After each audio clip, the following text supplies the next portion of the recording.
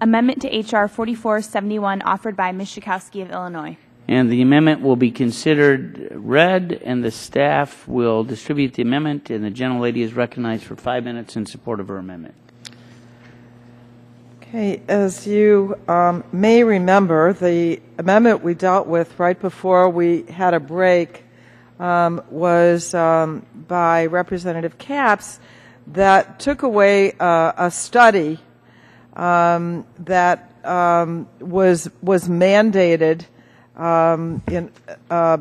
that would require an analysis of the around jobs, etc. Anyway, hers was to eliminate the mandated study because it would be an exercise in futility, and the interagency committee was unlikely to produce a credible, defensible analysis of these EPA rules, since these are rules that haven't even been proposed. But if the Republican majority and the oil industry really want this analysis, the least we can do for taxpayers is to ask the oil industry to pay for it. So what my amendment would do is to ensure that the primary beneficiaries of this legislation, the oil industry, would have to foot the bill for this implementation, for the implementation of this analysis. Otherwise, where is the money going to come from?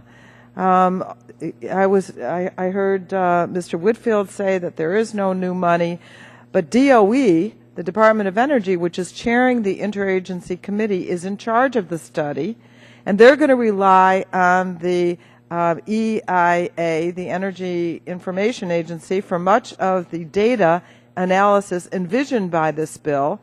But the Republicans, you've been pushing to cut the EIA's budget. The House Republicans have proposed a 2013 budget for the EIA that's $16 million below the president's request. So, you may argue that the EIA won't have to collect any new data to do anything out of the ordinary for this bill, but that's not what the EIA says.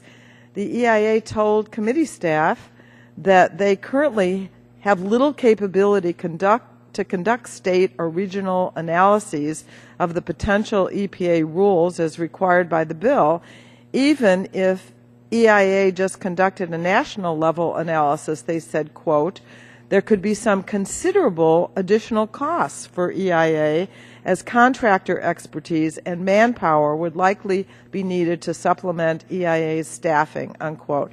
I mean, it's just not even reasonable to imagine that there isn't going to be any cost in order to do the kind of detailed analyses that are required. And so my legislation says, fine, if you insist on doing it, let's have the oil industry have a kind of user fee to make sure that taxpayers don't have to fund this and we don't have to add to the deficit. So that's my amendment. I think it's consistent with where you want to go, if you want to go in that direction, and therefore I would urge all my colleagues to vote in favor of this amendment. A simple amendment, Mr. Chairman. Gentlelady yields back. Gentleman from Kentucky, Mr. Whitfield. Thank you, Mr. Chairman, and I'm delighted that the lady from Illinois, my good friend, has introduced a simple amendment, because if we can keep all of this uncomplicated, it'll help all of us. I might say, first of all, that this legislation really has been introduced not to benefit oil companies. As a matter of fact, I don't believe that the oil companies have even taken a position on this legislation. The purpose of this legislation is simply, as I've said before, to analyze the cumulative effect of three regulations that have been initiated study at EPA to determine what impact those three regulations may have on gasoline prices in the future once that regulation becomes final. And that's the only thing that this legislation does. And I genuinely believe with the concern about gasoline prices, the majority of people in America do not object to agencies at least considering the cost impact, the possibility that it may increase the price of gasoline if they move forward with these regulations. This bill does not prohibit them from going forward with the regulations or even finalizing the regulation, but it simply says you've got to at least consider the cumulative impact. And as we said this morning, there's not anything particularly unusual about that, because even President Obama in Executive Order 13563 had requested these agencies to consider cumulative impact of some of their regulations. Now, the issue of where is the money going to come from, I would say that the task force is composed of a number of agencies in the federal government. It's not going to be chaired by the Energy Information Administration, but really DOE will be taking the lead in this. And I will tell you that this year, 2012, DOE has $25 billion was appropriated to it. And as a normal course in their business over there, they satisfy OMB regulatory reviews. They work with other interagency reviews. So we don't view this as a big cost to them. In fact, we're not authorizing any additional money. It's just they will be reprioritizing the way they do things over there, and this study is not even going to last that long. So for those reasons, I would respectfully oppose the gentlelady's amendment and ask will the gentleman yield? Yes, yes. A minute. One thing I just wanted to say. So the bill sets up this new interagency bureaucracy to conduct a study of economic impact on gas prices of several EPA rules to reduce pollution from refineries and fuels, which haven't even been proposed. Correct. Using data that doesn't exist. Correct. So, you know, you're saying it won't last long, it's not going to cost any money. I mean, since when can a study be done? And DOE is in charge of it. It is definitely, they say, going to rely on the EIA for much of the data analysis. I mean, to say that there's not going to be any cost whatsoever, I think flies in the face of the job at hand. So why not ask the oil companies to pay for the analysis instead of the taxpayers? Yeah. Well, let me just address one more time the fact that none of these regulations are final. As we say this morning, EPA does have a very sophisticated action development process. And we either have the option of, number one, waiting for the regulation to be completed, at which time it'll be too late to consider what the potential impact will be on future gasoline prices, or when they finish these regulations, it's a 900 or 1,200 page document. They've already initiated these regulations. They're already taking information. They're already talking to stakeholders. So we believe that there is adequate information there to make a determination. And so for that reason is the reason we support this legislation and respectfully oppose the gentlelady's amendment. I yield back. Gentleman's time, and gentleman from California. Mr. Chairman, my colleagues, I support this amendment. This bill creates a new bureaucracy. It's an interagency committee, and it gives it a whole lot of work to do.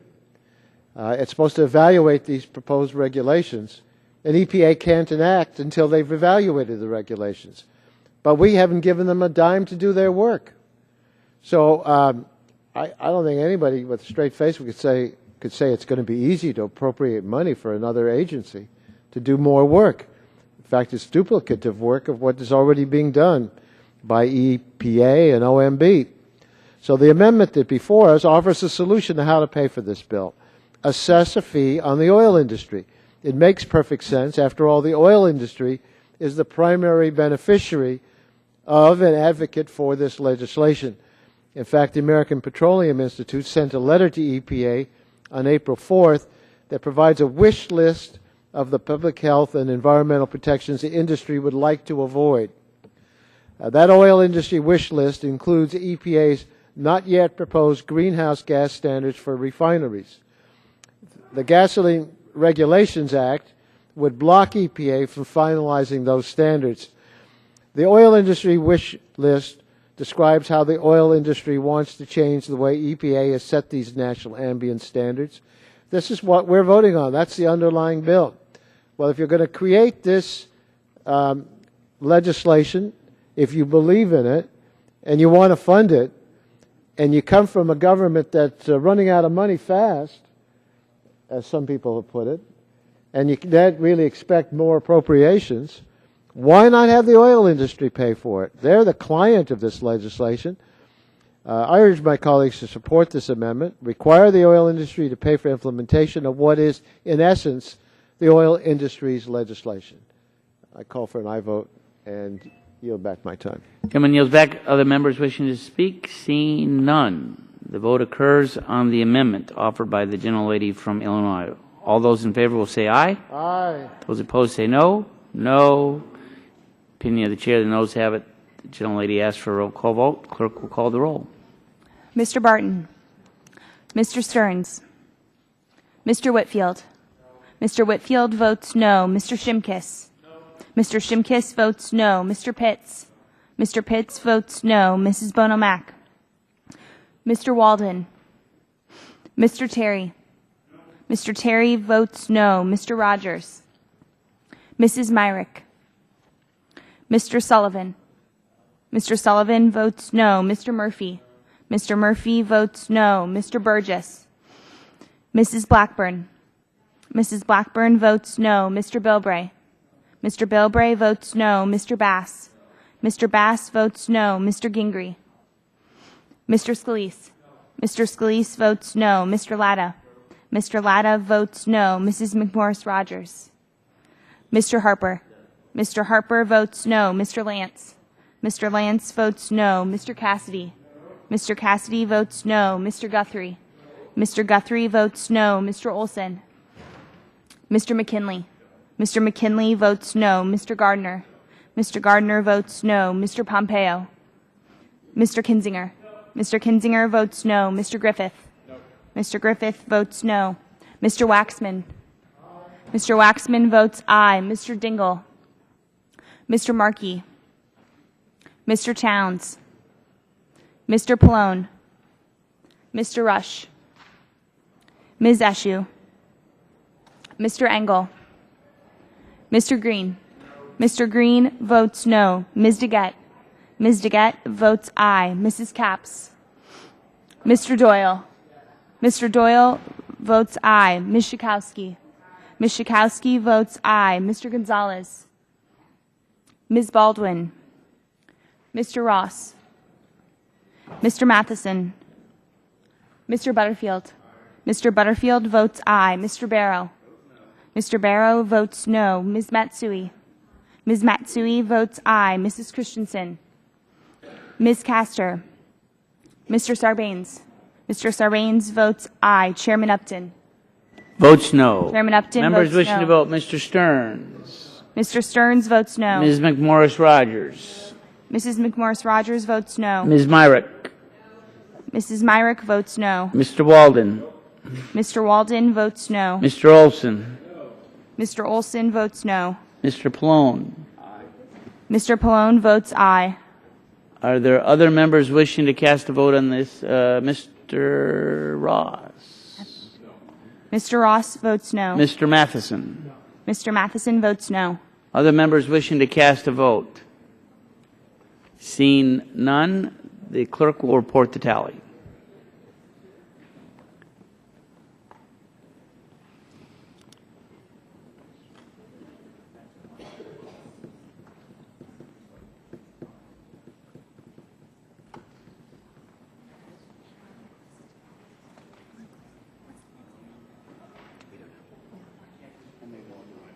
Mr. Dingle, how is Mr. Dingle recorded? Mr. Dingle is not recorded. Mr. Dingle.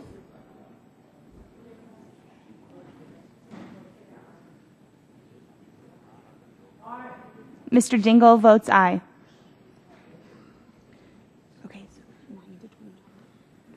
Mr. Chairman, on that vote, there were 9 ayes, 29 nays. 9 ayes, 29 nays. The amendment is not agreed to. Are there further amendments to the bill? Seen none.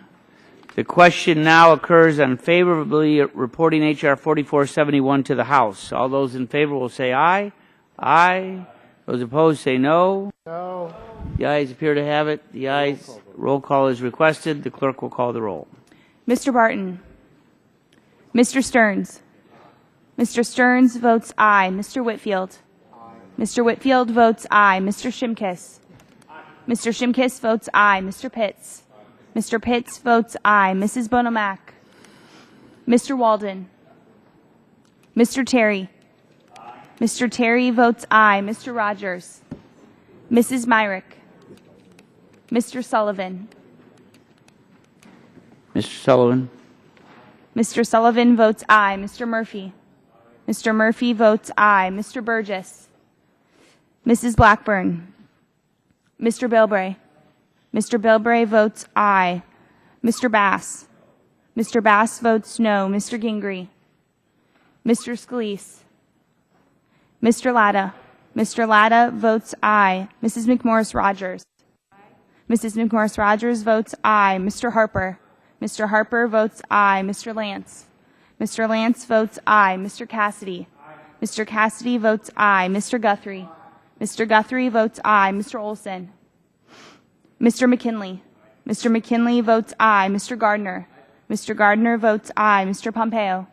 Mr. Pompeo votes aye. Mr. Kinzinger. Mr. Kinzinger votes aye. Mr. Griffith. Mr. Griffith votes aye. Mr. Waxman. Mr. Waxman votes no. Mr. Dingle. Mr. Dingle votes no. Mr. Markey. Mr. Towns. Mr. Pallone. Mr. Pallone votes no. Mr. Rush. Ms. Eshue. Mr. Engel. Mr. Green. Ms. DeGette. Ms. DeGette votes no. Mrs. Capps. Mrs. Capps votes no. Mr. Doyle. Mr. Doyle votes no. Ms. Schakowsky. Ms. Schakowsky votes no. Mr. Gonzalez. Ms. Baldwin. Mr. Ross. Mr. Ross votes aye. Mr. Matheson. Mr. Matheson votes aye. Mr. Butterfield. Mr. Butterfield votes no. Mr. Barrow. Mr. Barrow votes aye. Ms. Matsui. Ms. Matsui votes no. Mrs. Christensen. Ms. Castor. Ms. Castor votes no. Mr. Sarbanes. Mr. Sarbanes votes no. Chairman Upton. Votes aye. Chairman Upton votes aye. Ms. Myrick. Mrs. Myrick votes aye. Mr. Walden. Mr. Walden votes aye. Mr. Olson. Mr. Olson votes aye. Mr. Scalise. Mr. Scalise votes aye. Mr. Green. Mr. Green votes no. Other members wishing to cast a vote? Seen none, the clerk will report the tally. That was quick. Yeah.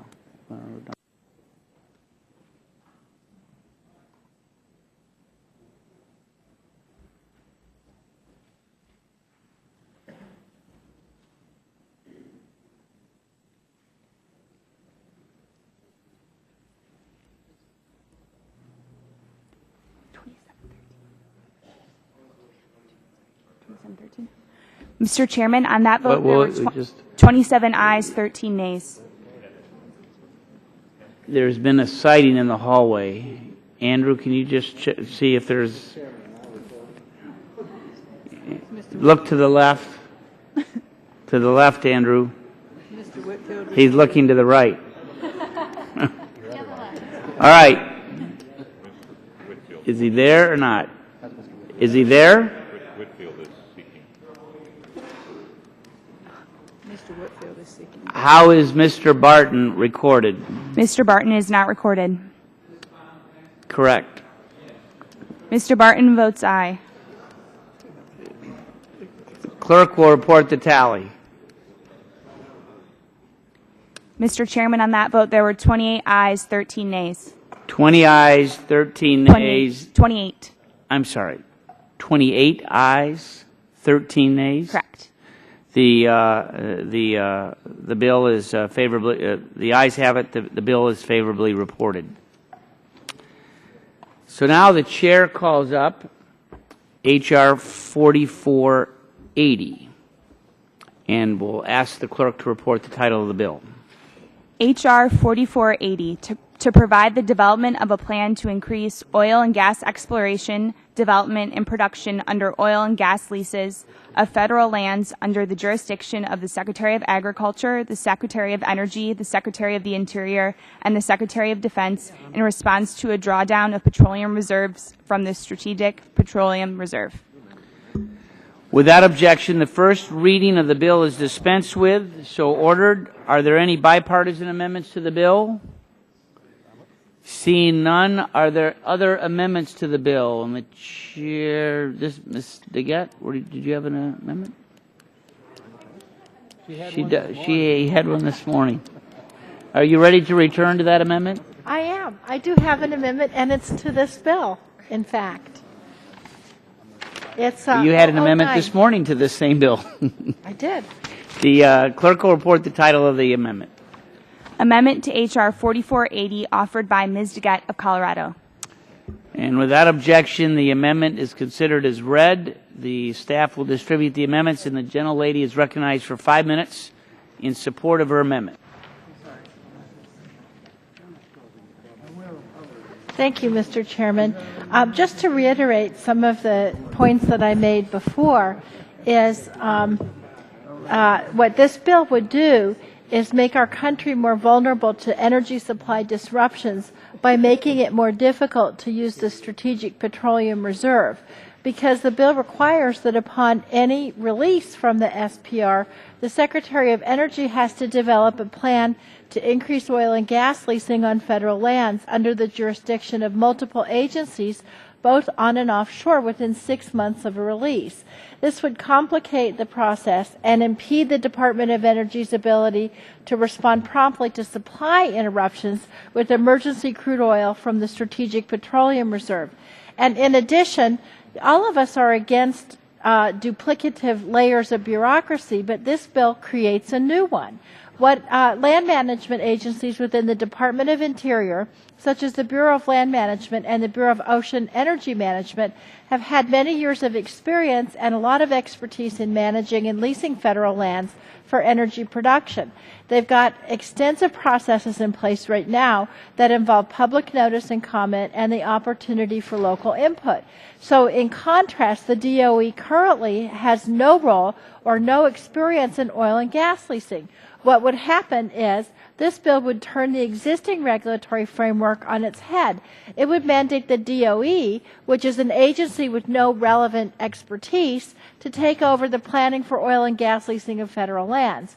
Not only do they not have the relevant expertise to implement the new land management responsibility, but also the DOE doesn't have the resources.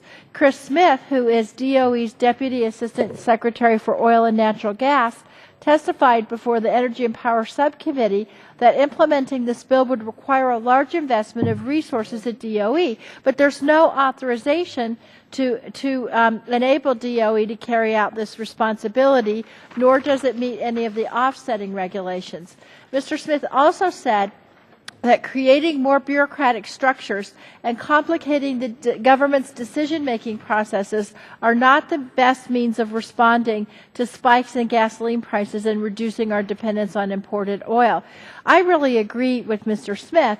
I think irrespective of our varying views on increased oil and gas drilling, I think we should all be able to agree that creating a new and duplicative layer of bureaucracy with an agency that lacks the relevant expertise is a recipe for a waste of money, and it's also a recipe for inefficient regulation of the Strategic Petroleum Reserve.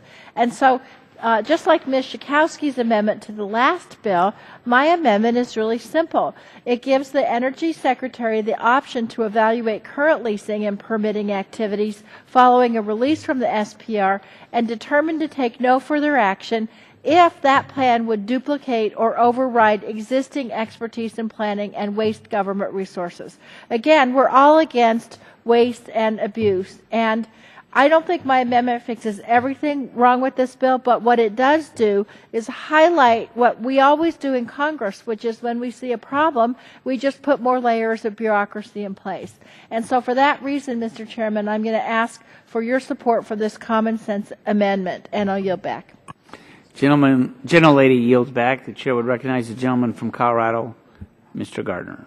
I thank the chairman for, I asked the chairman to strike the last word, I guess, is the proper question, and I thank my colleague from Colorado for her amendment. However, I must stress my objection to the amendment because the process doesn't change under this bill. The process for going forward with leases remains the same. This simply says that we need a process to increase domestic drilling opportunities on federal lands if the Strategic Petroleum Reserve, or SPRO, is accessed.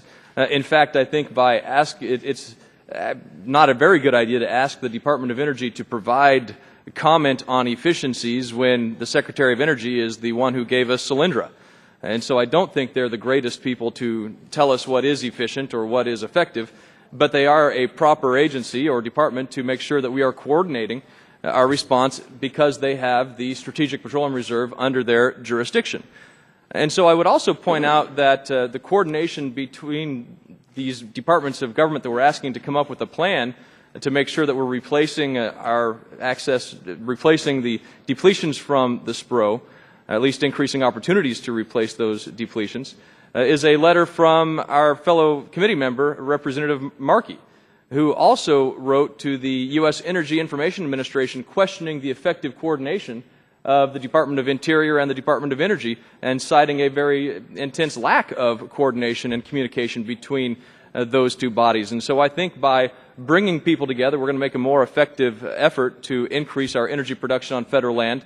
And again, the Department of Interior has already proven that it needs encouragement to increase development and production on federal lands. We've had testimony before talking about how decreases on federal land have hurt our ability to increase productivity in this country when it comes to energy reserves. So I would object to this amendment, and I just think it's the wrong direction, giving the Department of Energy, giving them credit for being efficient when they're the ones that gave us Solyndra is not in the best interest of this committee. Yield back my time. Gentleman yields back. Are there other members wishing to speak on the amendment? Seeing none, the vote occurs on the Get amendment. All those in favor will say aye. Aye. Those opposed say no. I ask for a recorded vote. A roll call vote is requested. The clerk will call the roll. Mr. Barton. Mr. Stearns. Mr. Stearns votes no. Mr. Whitfield. Mr. Whitfield votes no. Mr. Shimkus. Mr. Pitts. Mr. Pitts votes no. Mrs. Bonomack. Mr. Walden. Mr. Terry. Mr. Terry votes no. Mr. Rogers. Mrs. Myrick. Mrs. Myrick votes no. Mr. Sullivan. Mr. Sullivan votes no. Mr. Murphy. Mr. Murphy votes no. Mr. Burgess. Mr. Burgess votes no. Mrs. Blackburn. Mr. Bilbray. Mr. Bilbray votes no. Mr. Bass. Mr. Bass votes no. Mr. Gingrey. Mr. Gingrey votes no. Mr. Scalise. Mr. Scalise votes no. Mr. Latta. Mr. Latta votes no. Mrs. McMorris Rogers. Mrs. McMorris Rogers votes no. Mr. Harper. Mr. Harper votes no. Mr. Lance. Mr. Lance votes no. Mr. Cassidy. Mr. Cassidy votes no. Mr. Guthrie. Mr. Guthrie votes no. Mr. Olson. Mr. Olson votes no. Mr. McKinley. Mr. McKinley. Mr. McKinley votes no. Mr. Gardner. Mr. Gardner votes no. Mr. Pompeo. Mr. Pompeo votes no. Mr. Kinzinger. Mr. Kinzinger votes no. Mr. Griffith. Mr. Griffith votes no. Mr. Waxman. Mr. Dingle. Aye. Mr. Dingle votes aye. Mr. Markey. Mr. Towns. Mr. Pallone. Mr. Pallone votes aye. Mr. Rush. Aye. Mr. Rush votes aye. Ms. Eshoo. Aye. Ms. Eshoo votes aye. Mr. Engel. Mr. Green. Ms. DeGette. Aye. Ms. DeGette votes aye. Mrs. Capps. Aye. Mrs. Capps votes aye. Mr. Doyle. Yes. Mr. Doyle votes aye. Ms. Schakowsky? Ms. Schakowsky votes aye. Mr. Gonzalez? Ms. Baldwin? Mr. Ross? Mr. Ross votes no. Mr. Matheson? Mr. Matheson votes no. Mr. Butterfield? Mr. Butterfield votes aye. Mr. Barrow? Mr. Barrow votes no. Ms. Matsui? Ms. Matsui votes aye. Mrs. Christensen?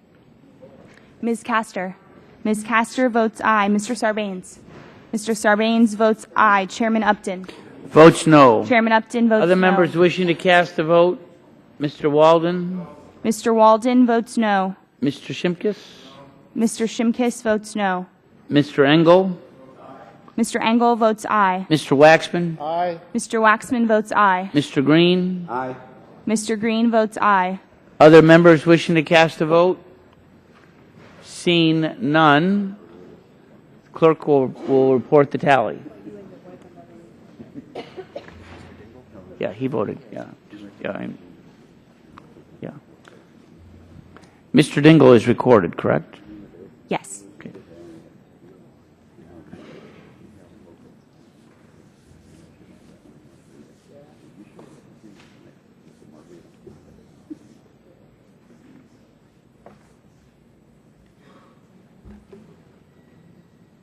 Mr. Chairman, on that vote, there were 15 ayes, 30 nays. 15 ayes, 30 nays. The amendment is not agreed to. For what purpose does the gentleman from the great state of Michigan seek recognition?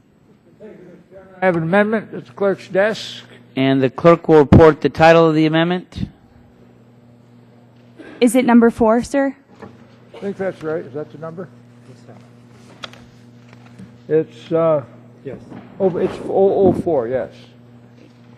Amendment to H.R. 4480, offered by Mr. Dingle of Michigan. The amendment will be considered as read. The staff will distribute the amendment, and the gentleman is recognized for 5 minutes in support of his amendment. Thank you, Mr. Chairman, for your courtesy. When we had the meeting of the subcommittee to consider this, there was a colloquy between me and an able member of the committee staff. And the question that we addressed was, is this legislation going to in any way change the way the public lands in the different agencies of the federal government are administered? The answer was that there will be no change in it. And as Ms. Brown observed, she says there is nothing in the legislation that says it would change it. So as a legal matter, it doesn't change it, referring specifically to the fact that the legislation does not change land management practices. Having said that, traditionally, when the public lands are set aside, almost every agency has a specific organic act which defines how the sundry lands that are under the administration of that agency are administered. Park Service has such, Bureau of Land Management has such, the Forest Service has such, the refuge system has an organic statute that defines how its lands are administered, and as do the national cemeteries and Indian reservations and military reservations. The purpose of this amendment is very simple. It is to do one thing and one thing only, and that is to see to it that the public lands that are referred to in H.R. 4480 are administered according to their statute, the fundamental statute of the agency administering them, with no change being made in how the lands are administered. And since there is no desire on the part of the offerers of the legislation, I am simply seeking to clarify that so that we won't find that there will be the kind of curious problems that we have seen in the change of administration of public lands by one committee functioning over lands which are under the jurisdiction of another, and finding to our great surprise that we have gotten an embarrassment because we have changed the administration unknowingly and unintentionally. I recognize the intention of the authors of the legislation. It has been interpreted by the staff, and the clear purpose of this is simply to see to it that when this matter comes into a court, which not infrequently engages in some curious practices of their own, to see to it that there will be no changes in the public land law of any particular tract which will be opened up to leasing under the legislation. It is an inoffensive amendment. I urge my colleagues to support it, and I will be happy to yield any questions of any member that might wish to raise same. Would the gentleman yield?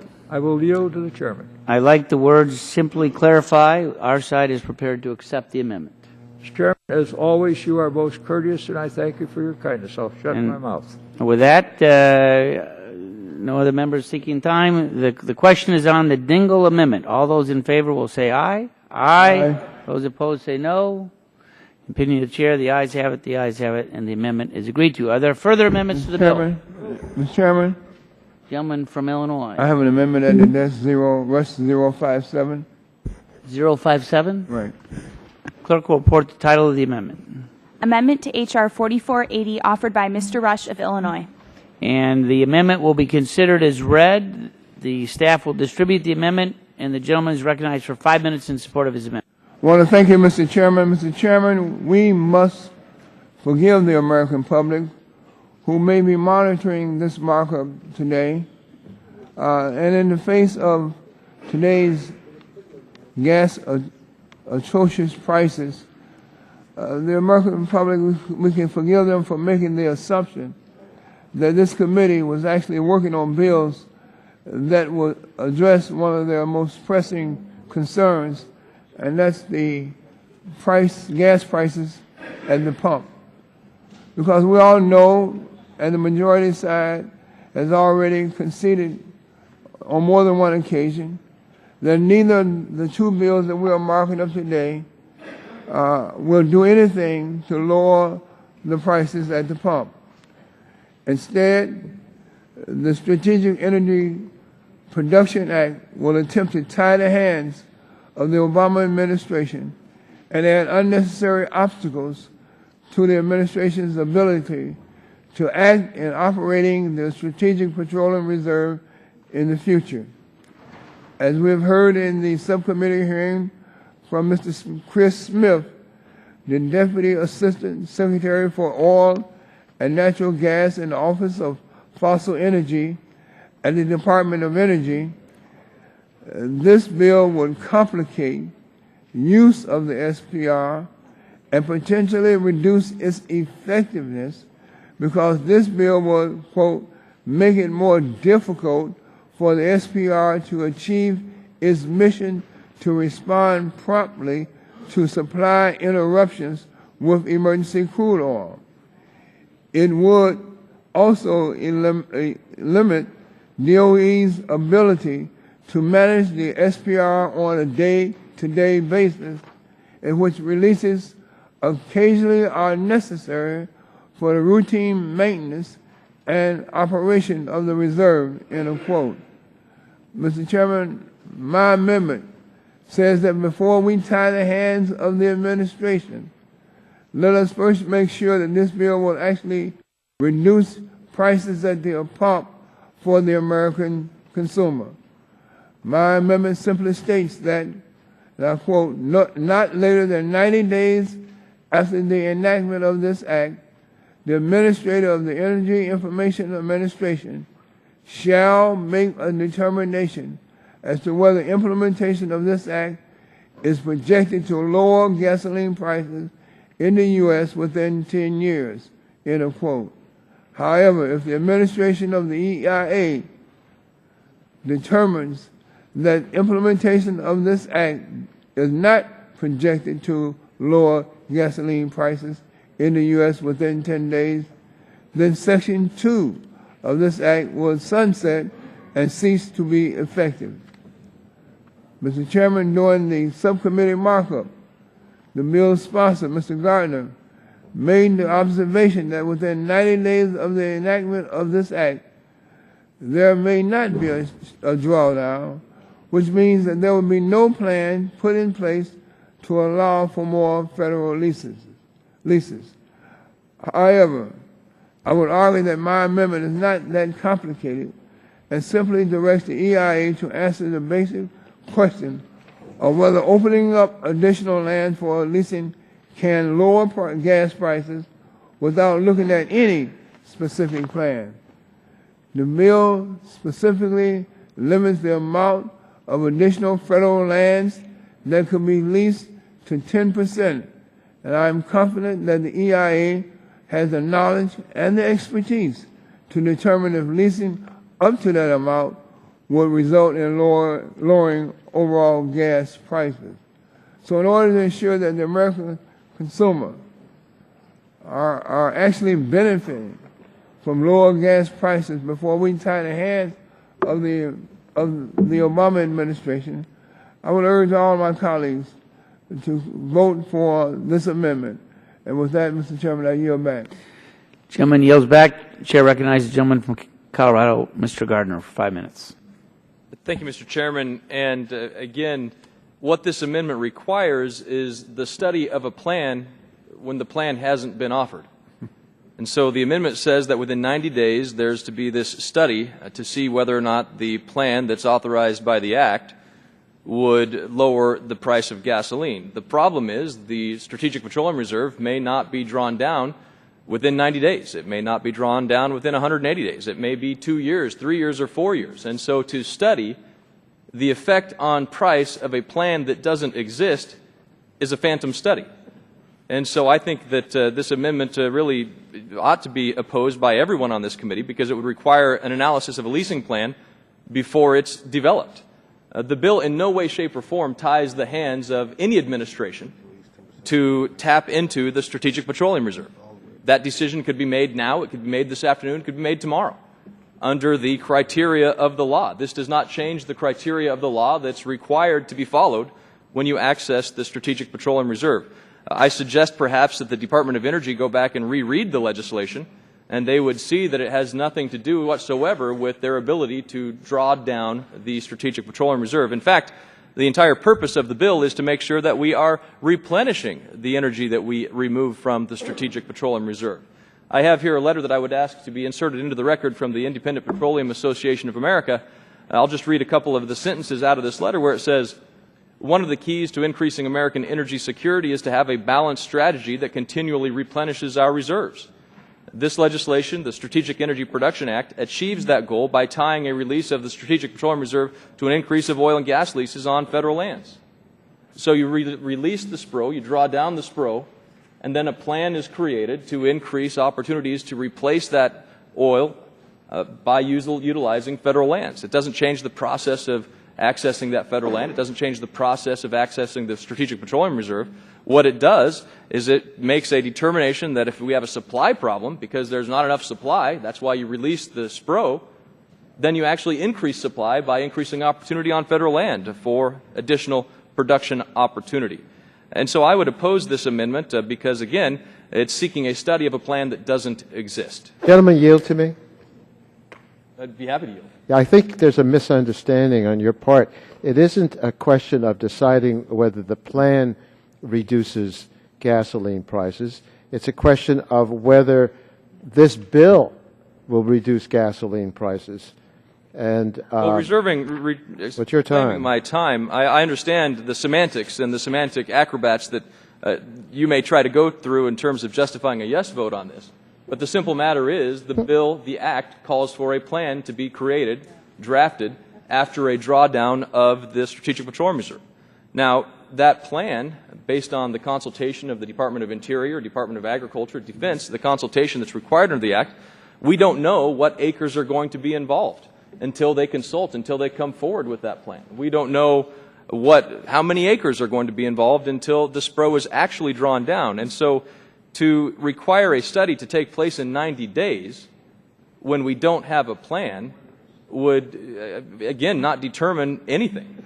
And so I object to this amendment on the simple grounds that this bill this amendment really doesn't have anything to do with the actual mechanisms and mechanics of the legislation. And so with that, I ask for opposition and a no vote on the amendment, and I yield back my time. Gentleman yields back. Chairman. Recognized gentleman from California. If the Energy Information Administration projects that this bill will lower gasoline prices now or in the future, the bill would go into effect as drafted. But if the EIA determines that the bill will not lower gasoline prices, the provisions authorizing the Department of Energy to set leasing plans for the Departments of Interior and Defense will not go into effect. In other words, the Resch Amendment will ensure that we don't waste taxpayers' dollars on a new government bureaucracy at DOE whose purpose is to duplicate the responsibilities of other government bureaucracies for no reason whatsoever. I thought the gentleman from Colorado's argument was interesting. Talked about not evaluating a plan that isn't in existence. That sounded like the points we were making on the previous bill, where we were saying that they were going to do a study on a rule that hadn't even been proposed. Well, this is not asking them to do a study on a plan. This is to have the Energy Information Agency look at this bill, and if we did everything this bill requires, would it really lead to lower gasoline prices? And I don't think it would. Yes. The bill requires a plan, so you're saying then that we should study the plan. If the bill requires that there's going to be a plan and that there's going to be a reduction in gasoline prices, and for every bit of gas that's taken out of the SPRO, you could go and drill more. Will that lower gasoline prices? That's the issue that they will be studying. And they'll have to make a determination whether that will reduce gasoline prices. Yes. You can't study the plan until it's offered. They will look at the bill. That's not a plan. Is that a correct statement? What is the plan? What is it coming? It's not a, yeah. Is that a plan? Is it possible, if we increase oil supplies, will we get a lower gasoline price? My guess is they will look at that on its face and say that oil prices are at the world market, and therefore this doesn't really lower gasoline prices. This is a bill that I think is deceptive because its premise is that we should believe that drilling to the last drop and rolling back air quality protections will protect consumers from price spikes at the pump. And that's a fantasy. Oil prices are set on the global market. Spikes in oil prices come from turmoil in the Middle East, growing demand in China. As we discussed during the consideration of the last bill, the CBO released a report last week drawing the same conclusion. Even if the United States increased production and became a net exporter of oil, U.S. consumers would still be exposed to gasoline prices that rose and fell in response to disruptions around the world. That's what CBO says. That's what we argue. We're willing to let the Energy Information Administration look at this bill and the premise of the bill. If they think it's going to accomplish the goals without a plan being before them, just simply what the bill proposes, they think that there's a possibility you're going to lower gasoline prices, then that's fine. But I don't think they're going to reach that conclusion, and Mr. Rush is calling your bluff. I yield to the gentleman. Mr. Chairman, thank you. This my amendment, again, doesn't consider a plan. It's not about planning. It really is about the results. And the results are clear. You're talking about acrobatics. I mean, the other side, you guys are really engaged in a lot of strenuous and excessive acrobatics as it relates to changing the tone and the wording and trying to confuse the American public. This bill, my amendment, speaks directly toward results. If, in fact, the EIA determines after 90 days that this bill that will increase gasoline prices, or would not have an effect on will increase gasoline prices, well, then the bill would not go into effect. If it determines that it does not increase gasoline prices, then it will go into effect. So I'm just somewhat confused by this approach. You know, you make one argument one moment, and then you turn around and make another argument at another moment, both arguing against what I'm trying to get to, and that's just some results, common sense results. Gentleman's time has expired. Other members wishing to speak? Gentleman from Illinois is recognized. Thank you, Mr. Chairman. I want to speak against the amendment, and I've really been waiting for someone to raise this CBO report, because it reminds me of the Wizard of Oz, when the wizard, when Toto pulls back the curtain and he's pulling the levers. Don't mind the person behind the curtain. Well, who is the main author of the CBO report? And the main author, and in fact, the CBO director, Mr. Elmendorf, really has hurt the credibility of the Congressional Budget Office by having this individual as the lead author of this report. The Congressional Budget Office since 1974 is supposed to produce independent, nonpartisan, timely analysis of economic and budgetary issues to support the congressional budget process. All CBO employees are appointed solely on the basis of professional competence without regard to political affiliation. Well, here's the author and his picture, drawn from his Facebook page or website, Mr. Stocking. I think he's at the Democrat National Convention with a change poster, BarackObama.com. So here is the author of this vaunted CBO report. And so it's just very important that this really does hurt the CBO, that to have someone that is in opposition to their core position on their website as being in keeping with CBO's mandate to provide objective, impartial analysis, this and a report that should make no recommendation. That's Elmendorf. Here's Mr. Stocking's background. He worked with CARE 2, involved working with environmental groups on environmental and anti-oil causes. Shocking that this report would come out. He has done analytical work for the Wilderness Society, the League of Conservation Voters, to fight gas drilling in Wyoming.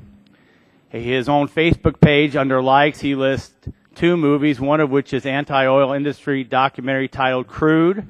Have you seen the price of oil lately? His other likes include The Green Workplace, Jerry Brown, Michelle Obama, Barack Obama, MoveOn.org, Emma's Lease. Does this sound like a non-partisan person who's objectively analyzing the facts and figures of this debate on a very basic debate? Is more crude oil supplies good? Is that good for lowering the world crude oil price? Gentleman yield. I'm not. Oh, there's a lot more of his background that I want to get on record first. He also lists. Let's see, I've talked about the Green Corps, Nature Conservancy, Talking Points Memo, Student Conservation Association. On his Facebook includes 15 photos of him attending the 2008 Democratic Convention in Denver, including 4 photos of him holding signs. This is the one identified here, supporting President Obama. Public records show donations to Senator Kerry and Barack Obama. Again, the point being, the CBO has really erred in allowing this to be the basis of, and the main author, when he is clearly identified as a partisan. And a partisan, not just a partisan, but a environmentalist ideologue, anti-fossil fuel sector individual. So how in the world can we, I knew this was going to bring up, but more supply is always good for lower prices. More supply is always good for lower prices if demand stays the same. If you get more supply and demand goes up commensurately, then you're going to have the same price. But I hope Mr. Elmendorf gets a transcript of this markup and takes some corrective action against truly an ideologue that's portraying as an independent analyst. And yield back my time. Jim yields back. Other members wishing to speak on amendment? Mr. Waxman is recognized. I wish to take a point and respond to this issue of looking at one of the authors of a report and then criticizing the validity of the report. Andrews, let's see, this document from CBO was prepared at the request of the chairman of the Senate Committee on Energy and Natural Resources. In keeping with CBO's mandate to provide objective, impartial analysis, this report makes no recommendations. Andrew Stocking of CBO's Microeconomic Studies Division wrote the report under the guidance of Joseph Kyle and David Moore, formerly of CBO, Bob Arnold, Perry Beater, Terry Dinnan, Wendy Edelberg, Kathy Gramp, Mark Hadley, Mark Lasky, Chad Shirley, Natalie Tawil, and Stephen Weinberg of CBO provided helpful comments on drafts. Several external reviewers also provided useful comments. James Hamilton of the University of California, San Diego, Tancred Littertail of the Energy Information Administration, Adele Morris of the Brookings Institution, Michael Ratner of the Congressional Research Service, Bob Ryan of the Limehouse Research and Trading, Catherine Wolfram of the University of California, Berkeley. The assistance of external reviewers implies no responsibility for the final product, which rests solely on CBO. Christine Bogers edited the report. Maureen Constantino took the cover photo. She and Janine Reese prepared the report for publication. And this is signed by Douglas W. Elmendorf, director. I think you're being very unfair to single out one person. I don't know if you did a study of all these other people to know their views. There's nothing that says somebody working at CBO cannot be a Democrat or a Republican activist. There's nothing at CBO, or should there be, that says anybody who works there as an economist should pass a litmus test on their views to meet what you would consider acceptable on environmental issues. What did CBO say? CBO looked at gasoline prices in 3 countries over the last 12 years, the United States, Japan, and Canada. And they found that the prices in each country spiked and fell in unison. Even though the United States produces some of the oil it consumes, Japan produces almost no oil, and Canada is a net oil exporter. That's what they looked at. I don't know what insidious left-wing environmental plot is involved in it, but that seems to me like a reasonable study. And CBO analysis shows that domestic oil production is a non-factor in controlling domestic gasoline prices. Increasing domestic production in the United States would do nothing to protect American consumers from gasoline price spikes caused by rising global oil prices. Now, CBO is not the only one who said that. The Associated Press found the same thing. And not only that... Will the gentleman yield? Not only that, Joe Barton agreed with that position that I reiterated earlier, that it's world oil prices. So this is what's called, as I recall, an ad hominem attack on an argument. You can't rebut the argument on the facts, but you decide to rebut the argument and conclusion by singling out an individual and trying to say that he's someone who shouldn't be trusted, I presume as an economist, to look and reach these views. Now, who wanted me to yield? Yes, Mr.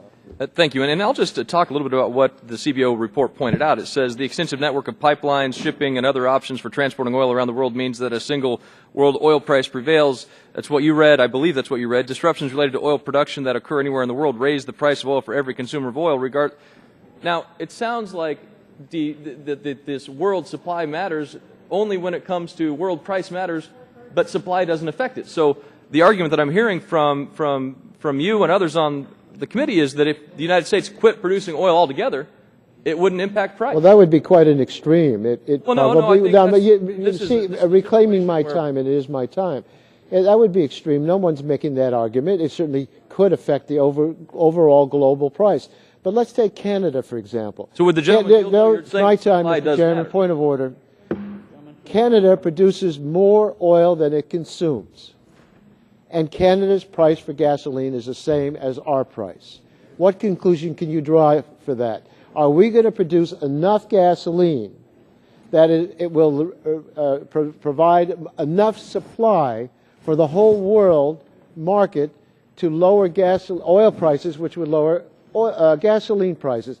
And you have to take in consideration the tightness of supplies based on what's going on in the Middle East and other places. And that's the point that CBO made, and that's the point that I've made, and others have made it. And I suppose you could look at some of my past votes and say that discredits me, but it doesn't discredit the point, even if you don't like me, or some gentleman who was one of many people that developed the CBO report. Gentleman's time has expired. The other members wishing to speak on the amendment? Seen none. The vote occurs on the amendment offered by the gentleman from Illinois. Those in favor say aye. Those opposed say no. Chairman. No. Opinion of the chair is no. Chairman. Clerk will call the roll. Mr. Barton. Mr. Stearns. Mr. Whitfield. Mr. Whitfield votes no. Mr. Shimkus. Mr. Shimkus votes no. Mr. Pitts. Mr. Pitts votes no. Mrs. Bono-Mack. Mrs. Bono-Mack votes no. Mr. Walden. Mr. Walden votes no. Mr. Terry. Mr. Terry votes no. Mr. Rogers. Mrs. Myrick. Mrs. Myrick votes no. Mr. Sullivan. Mr. Sullivan votes no. Mr. Murphy. Mr. Murphy votes no. Mr. Burgess. Mrs. Blackburn. Mrs. Blackburn votes no. Mr. Bilbray. Mr. Bilbray votes no. Mr. Bass. Mr. Bass votes no. Mr. Gingrey. Mr. Scalise. Mr. Scalise votes no. Mr. Latta. Mr. Latta votes no. Mrs. McMorris Rogers. Mrs. McMorris Rogers votes no. Mr. Harper. Mr. Harper votes no. Mr. Lance. Mr. Lance votes no. Mr. Cassidy. Mr. Cassidy votes no. Mr. Guthrie. Mr. Guthrie votes no. Mr. Olson. Mr. Olson votes no. Mr. McKinley. Mr. McKinley votes no. Mr. Gardner. Mr. Gardner votes no. Mr. Pompeo. Mr. Pompeo votes no. Mr. Kinzinger. Mr. Griffith. Mr. Griffith votes no. Mr. Waxman. Aye. Mr. Waxman votes aye. Mr. Dingle. Aye. Mr. Dingle votes aye. Mr. Markey. Aye. Mr. Markey votes aye. Mr. Towns. Mr. Pallone. Aye. Mr. Pallone votes aye. Mr. Rush. Aye. Mr. Rush votes aye. Ms. Eshoo. Aye. Ms. Eshoo votes aye. Mr. Engel. Aye.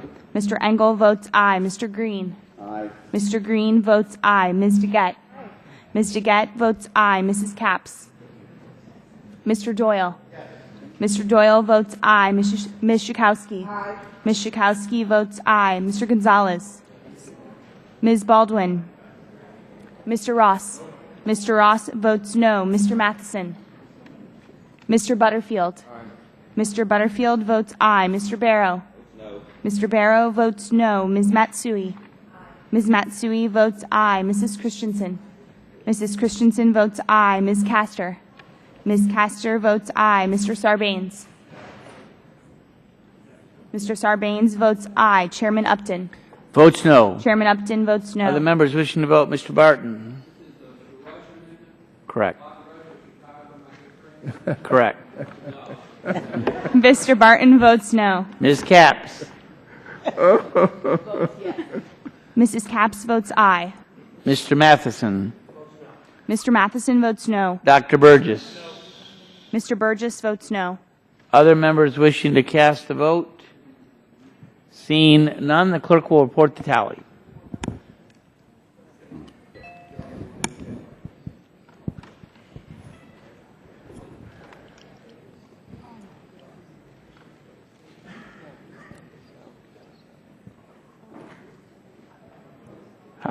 Dr. Gingrey reported. Mr. Gingrey is not recorded. Dr. Gingrey? Votes no. Mr. Gingrey votes no. Is Mr. Lance recorded? Yeah, oh, he is. Mr. Chairman, while we're ready to count, could I comment on my colleague from Texas and his friendship for Bobby Rush? If you, the old saying, if you want a friend in Washington, you bring a dog. My dog is waiting for me to take her outside soon, so we're trying to get these amendments done. Just don't put her on the top of your roof of your car. Sammy won't allow that. Yeah, it'll be me. Clerk, ready to report the tally? Mr. Chairman, on that vote, there were 17 ayes, 31 nays. 17 ayes, 31 nays. The amendment is not agreed to. For what purposes, gentleman from California? I have an amendment at the desk. And the number is? 3. 3. Clerk will report the title of the amendment. Amendment to H.R. 4480 offered by Mr. Waxman of California. The amendment will be considered as read, and the staff will distribute the amendment, and the gentleman is recognized for 5 minutes in support of his amendment. If this bill were to become law, the Secretary of Energy would be given the authority to require drilling in lands currently managed by the Department of Interior, Department of Agriculture, and the Department of Defense. This doesn't make any sense. These agencies understand the lands they manage and their missions better than the Department of Energy. And frankly, I'm just surprised that the Republicans would want to legally require the Department of Defense to take orders from Secretary Chu. But that's exactly what this bill would accomplish. The Defense Department is concerned that drilling in inappropriate places could adversely affect our armed services military training and readiness. For instance, DOD has objected to exploration along 80% of the Virginia coast, home base to the Navy's 2nd Fleet in Norfolk, among other military installations. And this isn't a partisan view. In 2005, Defense Secretary Donald Rumsfeld said drilling structures within a military training area in the eastern Gulf of Mexico would be, quote, incompatible with military activities such as missile flights, low-flying drone aircraft, weapons testing, and training, end quote. And I hope, because the position I'm taking was a position that Donald Rumsfeld took, shouldn't discredit the position, because you could lay out a lot of things that Donald Rumsfeld, our Secretary of Defense, said and did that I disagreed with. There are also DOD lands that may have oil and gas deposits. Is it appropriate to drill there? Is it consistent with meeting the nation's defense goals? I don't know, but I do know that DOD is in the best position to determine whether it is appropriate to issue leases for their lands, not the Department of Energy. It's ridiculous to suggest that requiring the Department of Defense take orders from the Secretary of Energy and believe that this is going to reduce gasoline prices. So my amendment would fix this problem by clarifying that no action can be required by DOE's plan if the action will adversely affect national security or military activities, including preparedness and training. This is an amendment that I think makes a lot of sense. It will not fix the fundamental problems with this legislation, but at least it will prevent the legislation from doing active harm to our defense activities. I urge all members to support this amendment, and I'm really curious to hear what opposition there is, if any. Maybe this one will be accepted as well, because we shouldn't be overriding the military when it comes to these kinds of matters. Will the gentleman yield? I'd be happy to. I didn't hear the word simply clarify, but we're prepared to accept it. Mr. Chairman, Makes a better bill even better. I can only say it doesn't make a better bill even better, but it makes a bill less worse. And for that, extend to you my gratitude and accept your willingness to take my amendment. Isn't that kind of me? It is. I'm willing to accept your willingness to take my amendment. Okay. That gentleman's time has expired. All those in favor of the amendment say aye. Aye. Aye. Sorry, that was a little quicker than I thought. All those opposed say no. Being the chair, the ayes have it. The ayes have it. The amendment is adopted. Are there further amendments to the bill? Gentleman from Massachusetts. Chairman, I have amendment number 109 at the desk. Clerk will report the title of the amendment. Amendment to H.R. 4480 offered by Mr. Markey of Massachusetts. The amendment will be considered as read, and the staff will distribute the amendment, and the gentleman is recognized for 5 minutes in support of his amendment. Thank you very much, Mr. Chairman. Mr. Chairman, this bill requires any federal agency that manages public lands to abide by a leasing plan that the Department of Energy puts together whenever oil is released from the Strategic Petroleum Reserve. And it also says that the plan should provide, and this is the key phrase, and I agree with it, it says the plan should provide an adequate and reliable supply of domestic transportation fuels. I don't think there can be a more noble goal for legislation. I congratulate the majority for basically embodying that sentiment in their legislation. So my amendment basically requires that oil and fuels that begin as domestic oil and fuels stay that way, which in my belief just captures the heart of what this bill is meant to achieve. So let me be clear. I do agree with Mr. Whitfield that these bills won't do anything to reduce gas prices. I also agree with the Congressional Budget Office, which recently did a study showing that there is absolutely no historical correlation whatsoever between drilling in the U.S. and gasoline prices anyway.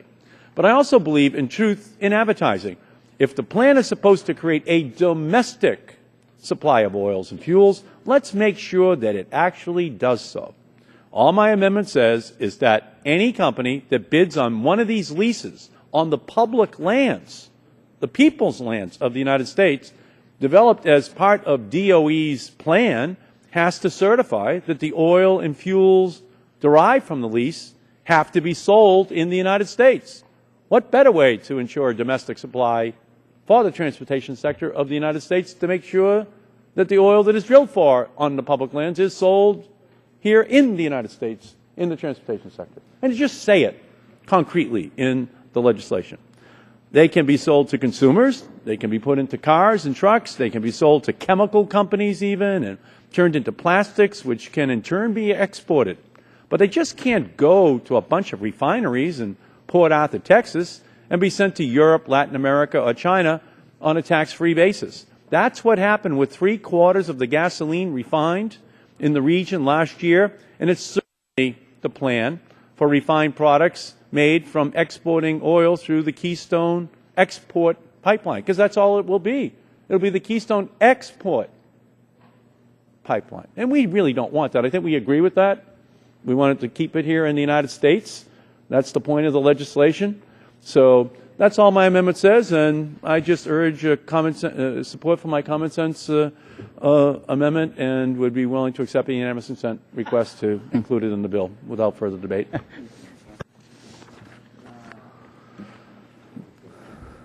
Gentleman from Illinois is recognized. To speak against the amendment, Mr. Chairman. Thank you, Mr. Chairman.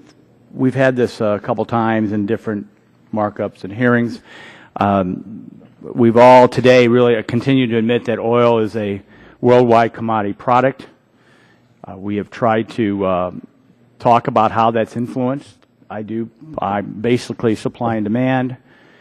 We also know that environmental regulations that require capital expenses cause the refiners to make a decision. They'll make a decision whether they're going to invest capital to meet the new regs or they're going to close facilities, which we've heard, facilities that are in the process of being closed. In an all-the-above strategy, and I would focus on North American resources, that would be oil sands. Especially my friend from California, Mr. Waxman, talked about the last was on national defense. What better way to ensure national defense than to allow oil sands to flow into our refineries to go to our defense industry and sector, but no, there was amendment offered in an energy bill that prohibit that. Likewise, the same amendment prohibited coal to liquid applications, which is another national security aspect of this debate. As I said, I think it was in one of the many Keystone XL debates that we've sat in, Mr. Markey, that I do believe that it's a worldwide commodity product, and the more base commodity you put on the market, if demand is the same, price will go down. That's true for oil. That's true for natural gas. That's true for beans. That's true for corn. That's true for pork bellies. Any commodity product. If you want lower prices, you have, and demand stays the same, you want more supply. So putting more supply on the overall world market, if demand is the same, prices will go down. And so this is not helpful. We've heard this debate before. It actually would discourage additional exploration, discovery, and recovery. And so that's why I oppose the amendment, and I yield. Gentleman yield. Oh. Thank you. Well, let me go to Ms. Terry, then I'll go over to I'll try and be quick so we reserve time for Gene. But yeah, it is somewhat silly. We import 9 to 10 million barrels per day. Wouldn't it be nice if we can use the resources that we have here in the United States and maybe a couple hundred miles across the border, the third largest reserve in the world, to provide us that level of energy security? About 50% of our export or trade deficit is energy being imported into this nation. Think of all the money and jobs that would be created if we can keep that domestically. To sit here and say that if we allow Canadian oil to come into the United States, that it's just going to be exported is just asinine. Now, if we can sit there and say, okay, some of the byproducts and lubricants will be exported, some of the diesel, yeah, that's been going on every year. But to sit here and say that regular gasoline is going to be exported just simply isn't the truth, and I yield back. And I'd like to yield to Mr. Green from Texas. Thank you, Mr. Chairman. First of all, I don't think this is a secret. I don't think we need this bill. It complicates leasing from the Department of Interior. But this amendment would make it even worse, simply because having represented a lot of refineries who do export gasoline, are we going to not export steel because we want to keep all the steel in our country? Why do we not have the downstream jobs? Let's bring the oil in from Canada or anywhere else, or I'd rather produce it in our own country and have those downstream jobs. And so I think the amendment makes a bad bill much worse. So I thank my colleague from Illinois for yielding my time. And with that, Mr. Chairman, I'll yield back my time. Gentleman yields back. Other members wishing to speak? You got to get someone to yield to you. You want to use 2 minutes. Ask unanimous consent for 2 minutes. Thank you. I thank the chairman very much. So here's the bottom line. Here's the rule of supply and demand in the oil market. OPEC supplies the oil, and we pay whatever they demand. That's supply and demand. We only have 2% of the world's oil reserves. They have 70% of the world's oil reserves. So you really think we're impacting on the price of oil in the world? You want to export the oil we do have?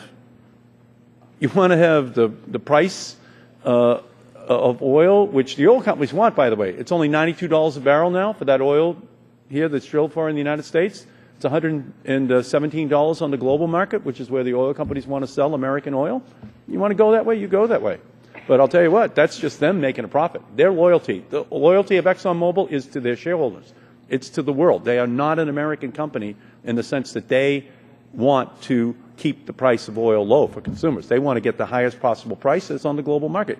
You can support that, but understand the consequence of that is that oil is drilled for in the United States on the public lands of the United States and then exported around the world. And ultimately, and that's what the CBO just said to us, the extensive network of pipeline shipping and other options for transporting oil around the world means that a single world oil price prevails, and disruptions related to oil production that occur anywhere in the world would raise the price of oil for every consumer of oil, regardless of the amount of oil imported or exported by that consumer's country. So all I'm saying is they have an incentive to export it because the price of the global barrel of oil is larger.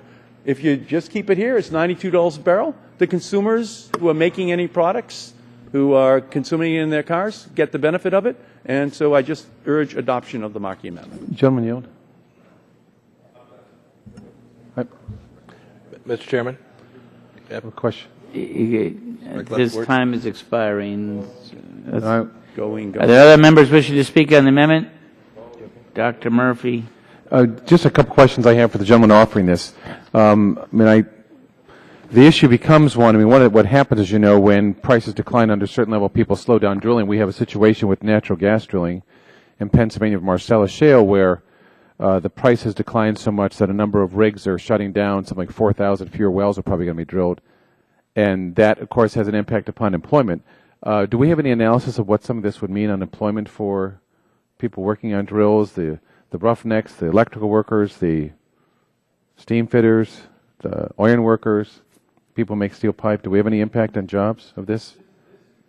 This amendment just goes to oil, and we have plenty of demand for oil in the United States, and every barrel of oil we produce here is one. Well, let me ask this too, sir. Would this have an impact upon?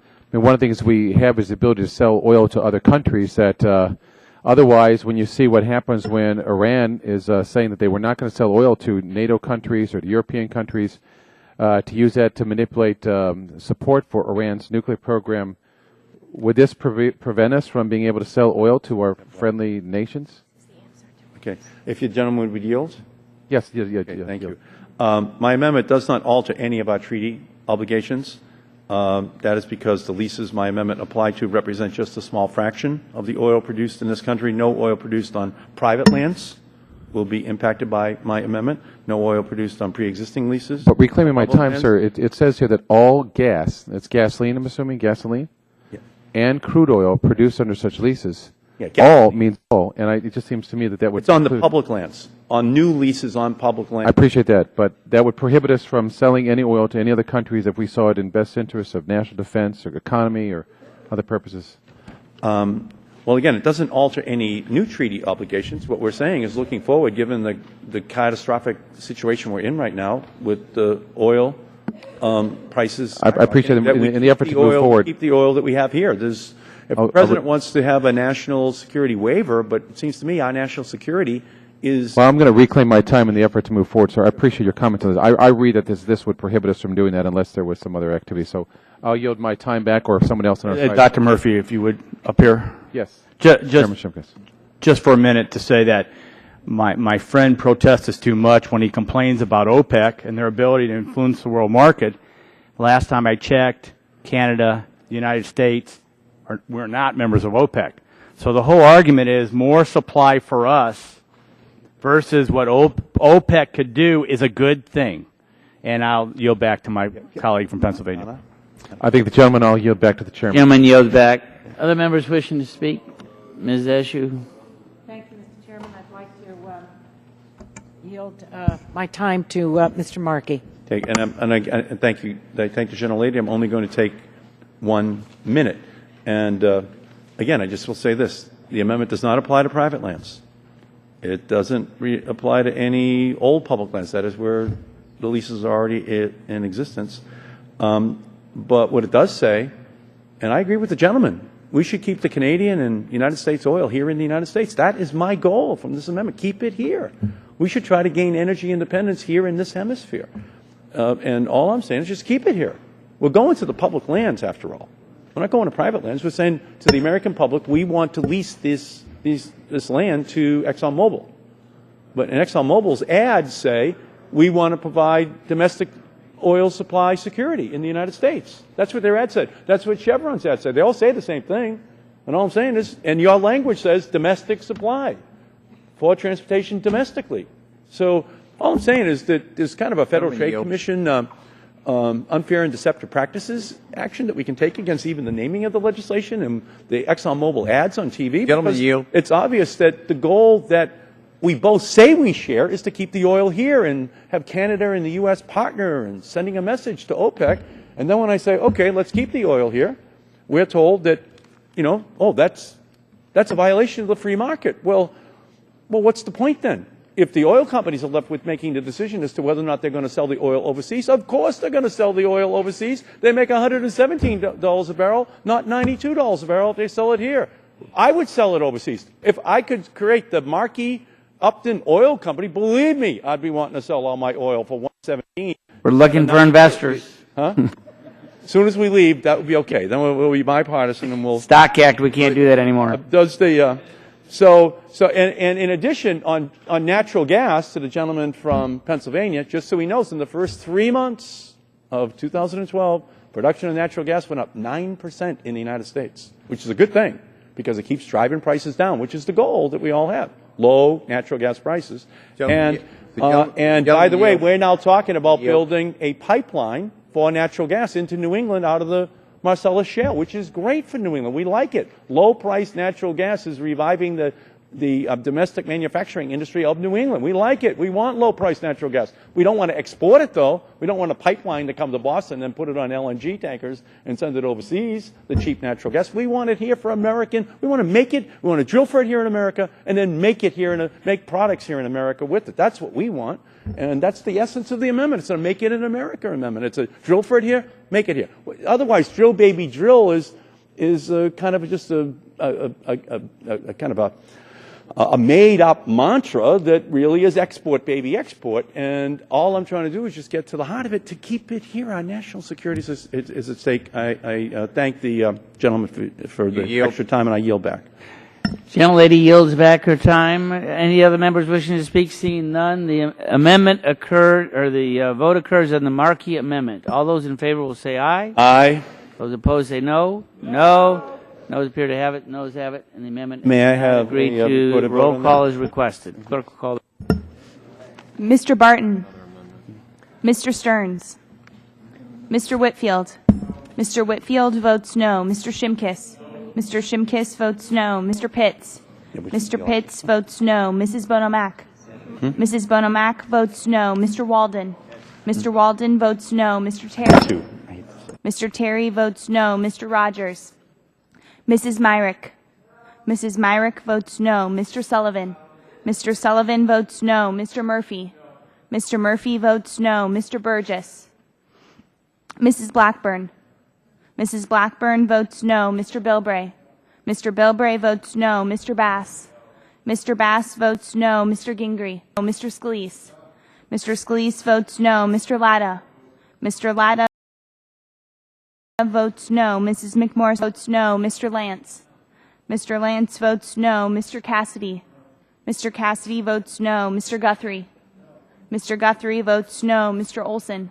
Mr. Olson votes no. Mr. McKinley. Mr. McKinley votes no. Mr. Gardner.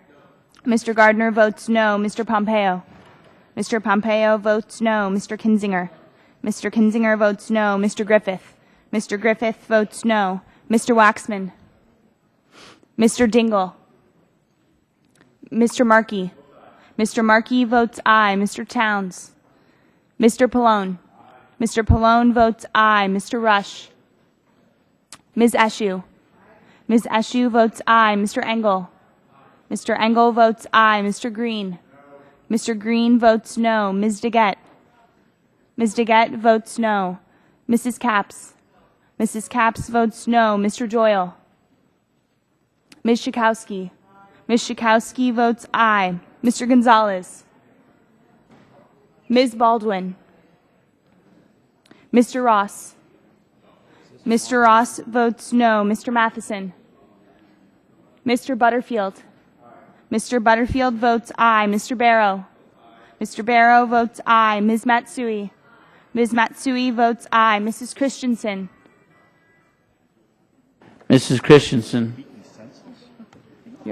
Mrs. Christensen votes aye. Ms. Castor. Ms. Castor votes aye. Mr. Sarbanes. Mr. Sarbanes votes aye. Chairman Upton. Votes no. Chairman Upton votes members wishing to, Mr. Barton. Mr. Barton votes no. Mr. Stearns. Mr. Stearns votes no. Dr. Burgess. Mr. Burgess votes no. Ms. Capps? Mrs. Capps is recorded as no. Mrs. Capps votes aye. Other members wishing to cast a vote? Seeing none, the clerk will report the tally.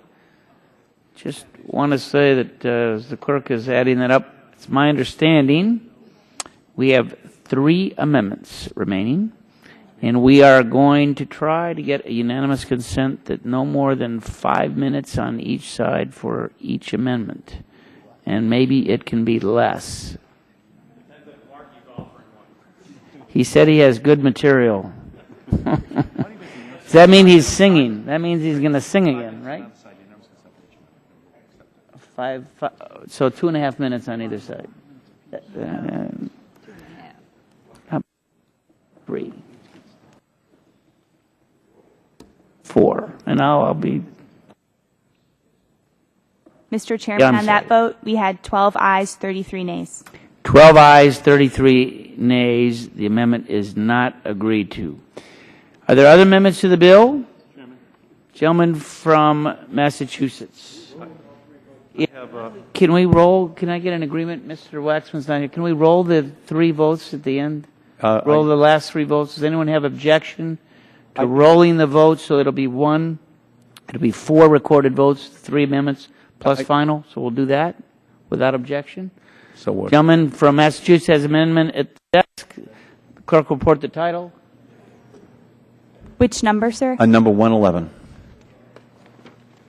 Amendment to H.R. 4480 offered by Mr. Markey of Massachusetts. Without objection, the amendment is considered as read, and the gentleman is recognized for no more than 5 minutes in support of his amendment. Thank you, Mr. Chairman. My amendment would simply prevent large multinational oil companies that acquire leases under the leasing plan created by this bill from claiming certain federal tax breaks on production from those leases. The underlying legislation makes clear that the drilling plan that would be created under the bill should be consistent with the economic goals of the nation. What could be more consistent with U.S. economic goals than eliminating wasteful and unnecessary subsidies to the most profitable industry in the world and using that money to reduce America's deficit? The big 5 oil companies made a record profit of $137 billion in 2011. In the first quarter of this year, big oil continued to capitalize on the pain Americans are feeling at the pump, raking in $368 million in profits per day. My amendment would prevent companies that want leases under the bill's plan from claiming 3 specific tax subsidies on production from these new leases. And it would apply only to the largest multinational oil companies. Small domestic producers would be unaffected by the amendment.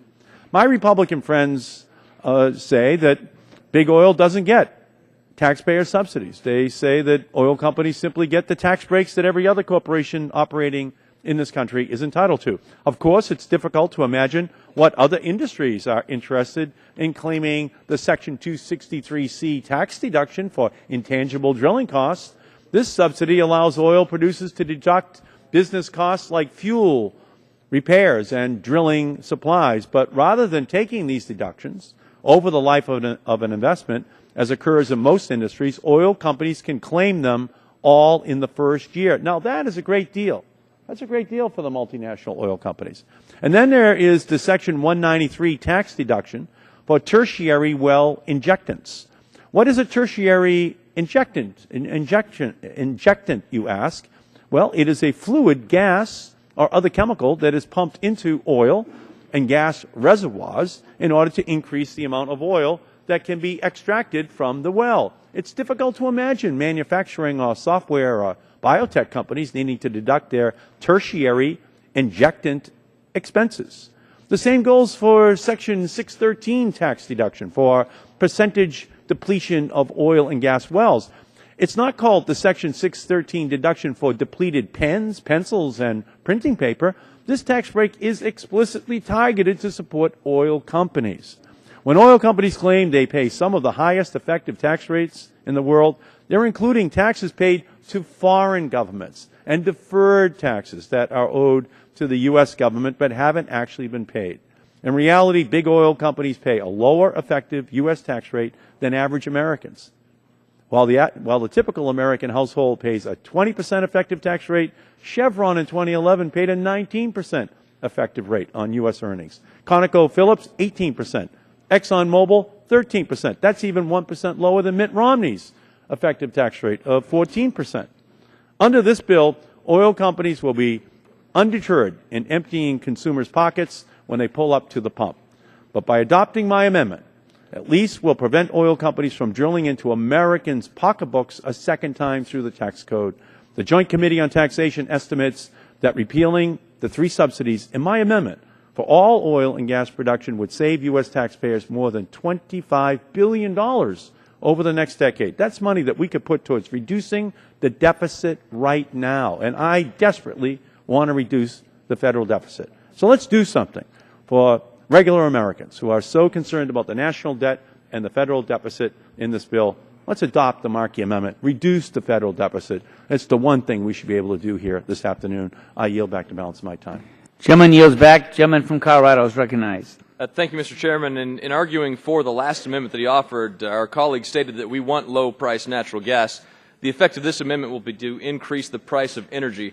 I don't see how increasing taxes results in lower-priced energy, and that's exactly what this amendment would do. We've already heard testimony from BLM Director Abbey state that leased lands are at the lowest from the BLM since 1984. It's already too expensive to drill and produce on federal land. This amendment simply adds to the cost and will add to the price of the pump for consumers, which is the exact opposite of the goal of this bill. The goal of this bill is to reduce the price at the pump, and I oppose. Would the gentleman yield? Would the gentleman from Colorado yield? Yes. Yield to the gentleman from Louisiana. I thank the gentleman from Colorado for yielding, and as he said, and I guess as a gentleman from Massachusetts who brought the amendment, acknowledged this would be a $25 billion tax increase on American-made oil. And if you look at the amendment doesn't apply to oil that's made in Saudi Arabia. Doesn't apply to oil that's made in so many of these countries that don't like us. So the result of this would be, if you make it in America, you'll get a $25 billion tax increase, but if you make it in another country, no tax increase. So does anybody that took 5th grade math think that this isn't going to result in more lost jobs going to foreign countries? That's what happens. That's what will happen under this amendment. It would basically make it uneconomical to produce oil in America. Now, how does that make any sense? Because if you make it here, you're going to get $25 billion of new taxes added onto your backs that you're just going to pass right back on the consumer in the form of higher gas prices. We don't want higher gas prices. We don't want fewer jobs. And you'd get both under this amendment. You'd get higher gas prices and fewer jobs, because this amendment actually says it only applies, the tax increase only applies if you make it in America. Can you imagine a more anti-American energy approach? To tax people if they make it here, but don't tax them. The tax increase doesn't apply if they make it in a foreign country. You know, President Obama's already run tens of thousands of energy jobs out of this country already, according to his own Energy Information Agency. And under this amendment, we'd see hundreds of thousands of energy jobs leave the country, so we'd lose, not only would we lose all those jobs, we'd lose billions of dollars in federal revenue that those oil companies pay. You know, the number 2 source of revenue to the federal government, number 2 source next to the IRS, as the taxes and fees and royalties that are paid by oil and gas companies. They're the number 2 source of revenue to the federal government. And under this amendment, you run their jobs out to foreign countries, we don't get that revenue. We don't get the jobs, so there's higher unemployment, more people that are not being able to look for work, right? You know, last report came out last month, 360,000 more Americans gave up looking for work because of these kind of regulations. You'd have even more that wouldn't be able to find jobs because you would have literally put a $25 billion tax only if you make it in America. And so I would not only object to the amendment, but I'd ask if it was germane to the bill, because it deals with the Internal Revenue Code, which is not something we're dealing with in this bill. But with that, I'd would the gentleman yield? Colorado, or to the gentleman from Colorado, who can then yield. Yeah, I thank the gentleman. I yield to the gentleman from Illinois. Yeah, my point is the tax increase would be borne by who? The tax increase would be borne by the consumers. So this is a bill, a set of bills to make sure that we keep gas prices lower. So this tax increase would raise gas prices at the pump. And that's what I find pretty bizarre about this process. So I yield back to my friend from Colorado. I thank the gentleman, and I yield back my time. All time has expired. All those in favor of the amendment say aye. Aye. Those opposed say no. No. Opinion of the chair, the noes have it. No. Roll call vote is requested and will be rolled. Are there further amendments to the bill? Gentleman, or the chair recognizes the lady from the Virgin Islands, Mrs. Christensen. Thank you, Mr. Chairman. I have an amendment. And the clerk will report the title of the amendment. 011. Amendment to H.R. 4480 offered by Ms. Christensen of the Virgin Islands. And the amendment will be considered as read. The gentlelady is recognized for no more than 5 minutes in support of her amendment. Thank you, Mr. Chairman. This is a small amendment, but it could have significant impact by expanding the plan required under this bill from a leasing plan to an all-of-the-above plan that will actually protect consumers and lower gas prices. The Republican response to high gas prices is the proposed drilling for more oil, yet every economist and oil market expert tells us that this will have no meaningful impact on world oil prices, which means it will have no meaningful impact on gas prices in the United States. Domestic oil production is at an 8-year high. The administration has already undertaken significant efforts to increase domestic production, including extensive lease sales. But lease sales cannot be the only response. As Mr. Whitfield has admitted, this bill as written is just a lease plan will not lower gas prices. So why don't we do more? Let me be clear. I think the planning activities required by this bill are redundant and a waste of government resources. But if we are going to have the Secretary of Energy create a plan, at least that plan should be useful. A recent CBO report on energy security says that policies to reduce oil consumption, such as fuel efficiency requirements, would be, quote, more effective at reducing the vulnerability of consumers to disruption than policies designed to increase the domestic production of oil, end quote. Experience shows that to be true. Since 1980, efficiency improvements have reduced the cost per mile driven by over 25%, according to the Energy Information Administration. This puts money back in consumers' pockets. New fuel efficiency standards will save consumers hundreds of dollars per year net on average. If you express that in terms of prices at the pump, the net savings are equivalent to lowering prices at the pump by 14 cents per gallon today. This will rise to a savings of $1.13 per gallon by 2025. That's real action on gas prices. So why not include fuel efficiency in our response to high gas prices? Why should the House reject the President's all-of-the-above approach and instead rely solely on one thing we know won't work, more drilling? Consumers deserve better. We should give it to them. I urge my colleagues to support my amendment so that we can begin to really solve our energy challenges. I yield back the balance of my time. Gentlelady yields back. Chair would recognize the gentleman from Illinois, Mr. Shimkus. Thank you, Mr. Chairman. Obviously, to speak in opposition to the amendment, and just briefly, because I know it's late, the whole premise is to increase the supply of oil. That is the way you reduce supply disruptions. Our biggest concern is about a supply disruption out of the Strait of Hormuz because of our reliance on imported crude oil, primarily from the Middle East. So in this bill, what we're saying, if you release the SPRO, we recover and drill for more oil supply on federal lands. It's an ability to increase more North American energy security that will help display or minimize the supply disruptions, especially in North America. So I appreciate my colleagues' submission of the amendment. I ask my colleagues to vote against it. I yield back my time. Time is yielded back. All time has expired. All those in favor of the Christensen amendment will say aye. Those opposed say no. No. Opinion of the chair, the noes have it. Noes have it. Amendment is not agreed to. Are there further amendments to the bill? Can we get a roll call on that? Ms. Christensen, do you want a roll call? Roll call is requested. Okay. Done. Mr. Markey, final amendment to the bill. Mr. Chairman, I have the final Markey amendment in my hand. Yeah. And clerk will report the title of the amendment. Title 110. Amendment to H.R. 4480 offered by Mr. Markey of Massachusetts. And the amendment is considered as read, and the gentleman is recognized for no more than 5 minutes. Thank you, Mr. Chairman. My amendment provides an incentive for companies to drill on public lands they already hold leases for before getting new leases to drill on even more public lands. When you turn on the TV these days, it's hard not to see a commercial from one of the biggest oil companies or the American Petroleum Institute. In one of those commercials, the American Petroleum Institute says that it might surprise us to learn that we get 2/3 of America's natural gas and oil from North America. Of course, what they don't tell you is that we could be getting much more right now without any intervention whatsoever by the federal government.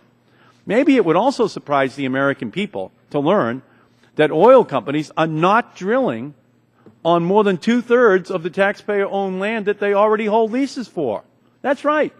They've already bid for and now control an area the size of Kentucky and South Carolina. Two beautiful states, by the way, but they're not drilling in any of that area. They bid for it, they've got it, now they're not drilling.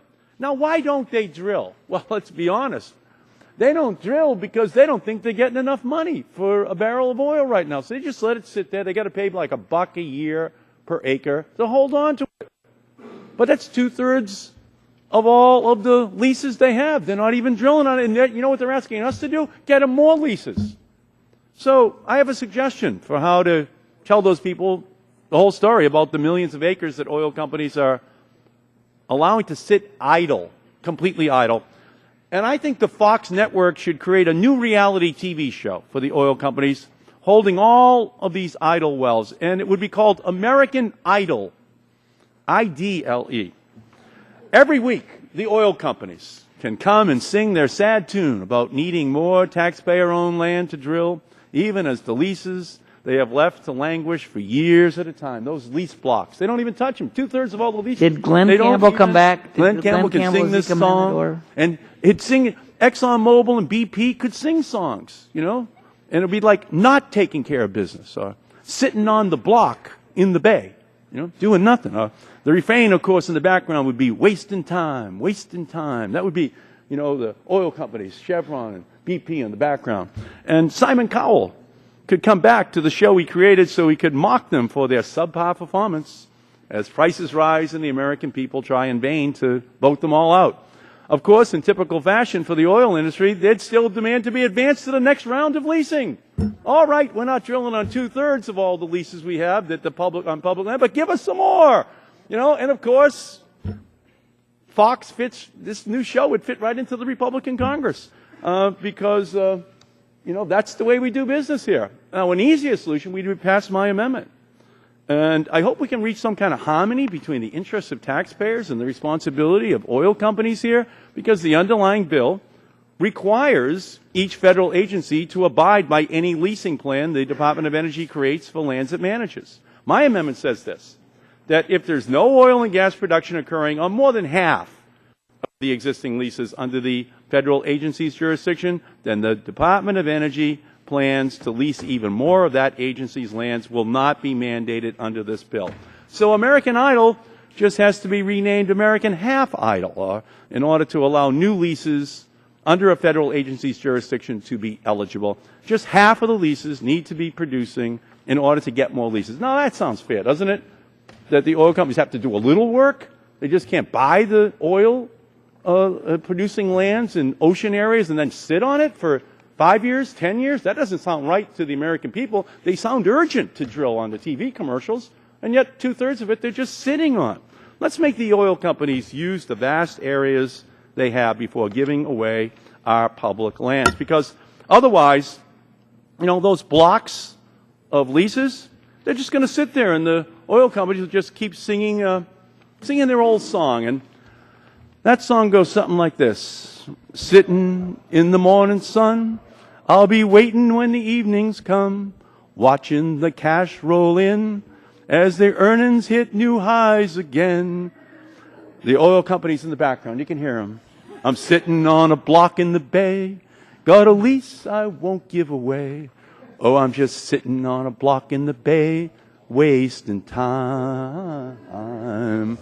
I left my estate in Houston, headed for the Gulf today, because I've got profits to live for, and drilling nothing's going to bring 'em my way.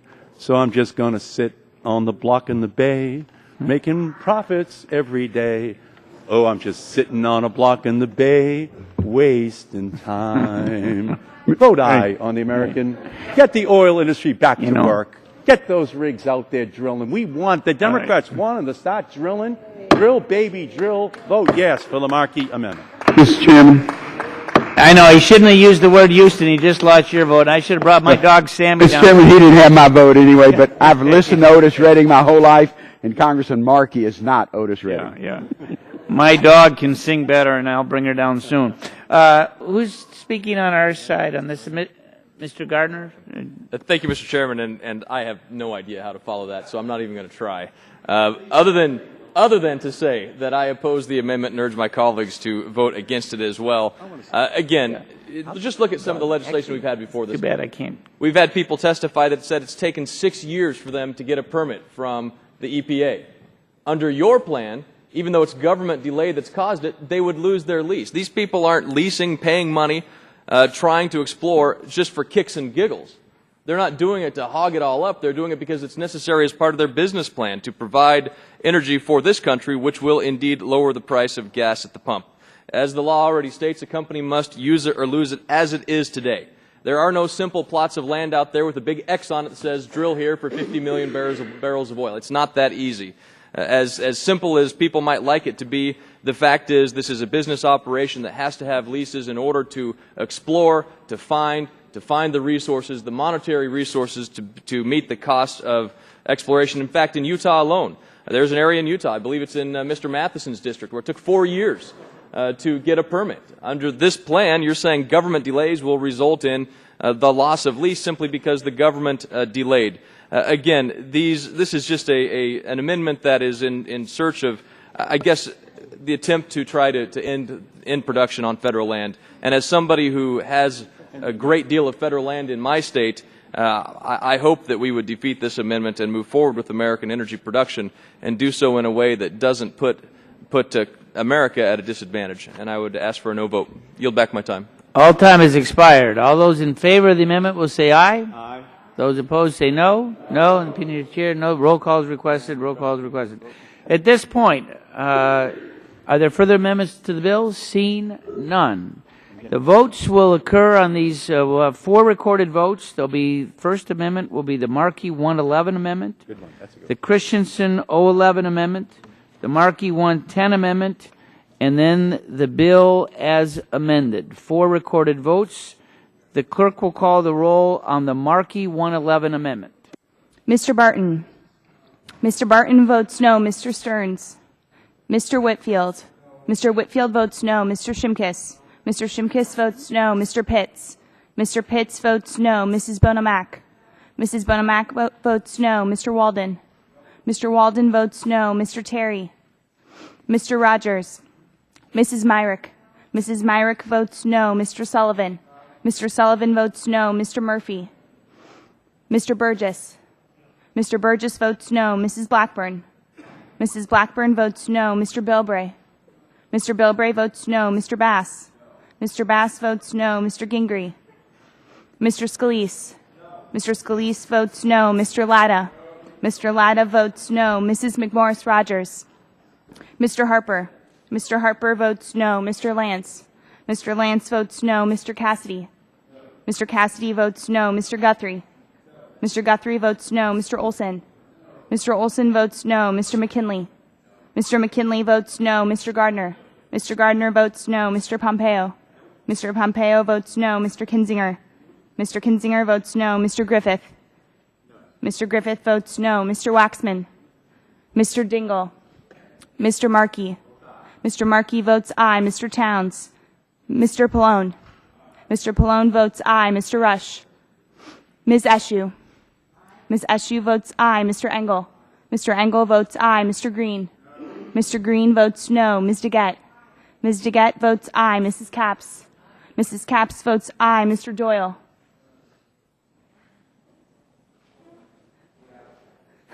Mr. Doyle votes aye. Ms. Schakowsky. Ms. Schakowsky votes aye. Mr. Gonzalez. Ms. Baldwin. Mr. Ross. Mr. Matheson. Mr. Butterfield. Mr. Butterfield votes aye. Mr. Barrow. Mr. Barrow votes no. Ms. Matsui. Ms. Matsui votes aye. Mrs. Christensen. Mrs. Christensen votes aye. Ms. Castor. Ms. Castor votes aye. Mr. Sarbanes. Mr. Sarbanes votes aye. Chairman Upton. Votes no. Chairman Upton votes Other no. members wishing to vote? Dr. Murphy. Mr. Murphy votes no. Mr. Terry. Mr. Terry votes no. Ms. McMorris Rogers. Mrs. McMorris Rogers votes no. Mr. Stearns. Mr. Stearns votes no. Mr. Ross. Mr. Ross votes no. Mr. Matheson. Mr. Matheson votes no. Other members wishing to cast a vote? Seeing none, the clerk will report the tally.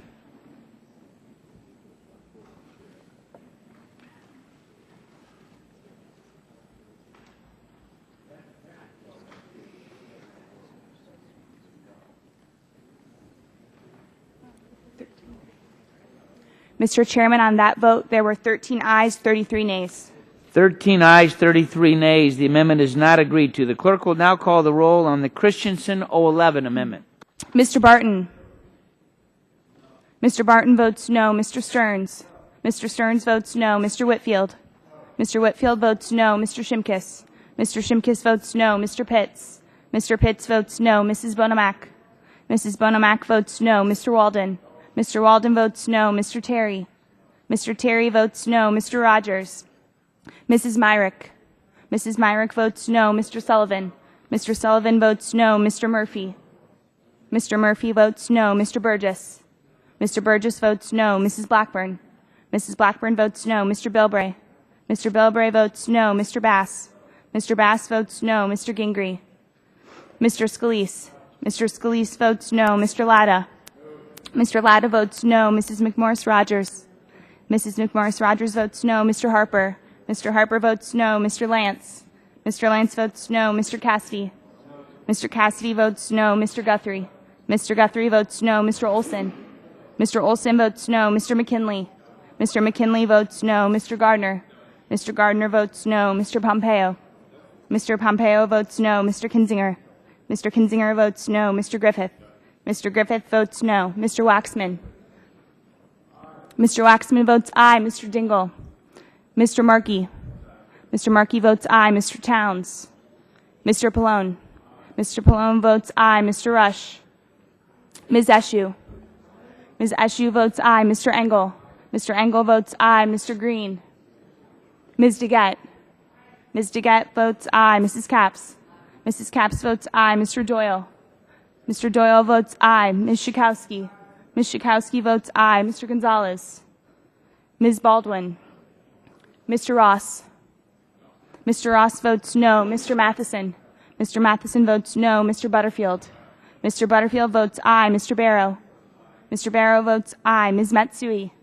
Ms. Matsui votes aye. Mrs. Christensen. Mrs. Christensen votes aye. Ms. Castor. Ms. Castor votes aye. Mr. Sarbanes. Mr. Sarbanes votes aye. Chairman Upton. Votes no. Chairman Upton votes no. Other members wishing to cast a vote? Mr. Green. Mr. Green is not recorded. No. Mr. Green votes no. Mr. Dingle. Mr. Dingle is not recorded. Mr. Dingle votes aye. Other members? Seeing none, the clerk will report the tally.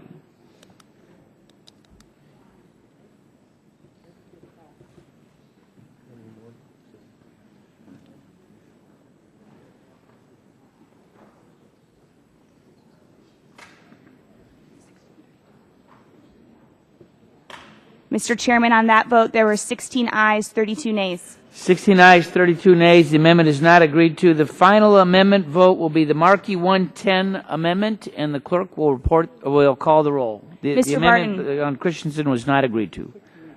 So the Markey 110 amendment. Mr. Barton. No. Mr. Barton votes no. Mr. Stearns. Mr. Stearns votes no. Mr. Whitfield.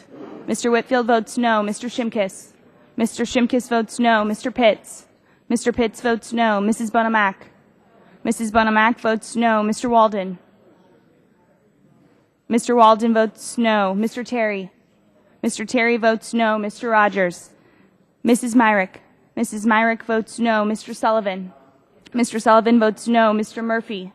Mr. Murphy votes no. Mr. Burgess. Mr. Burgess votes no. Mrs. Blackburn.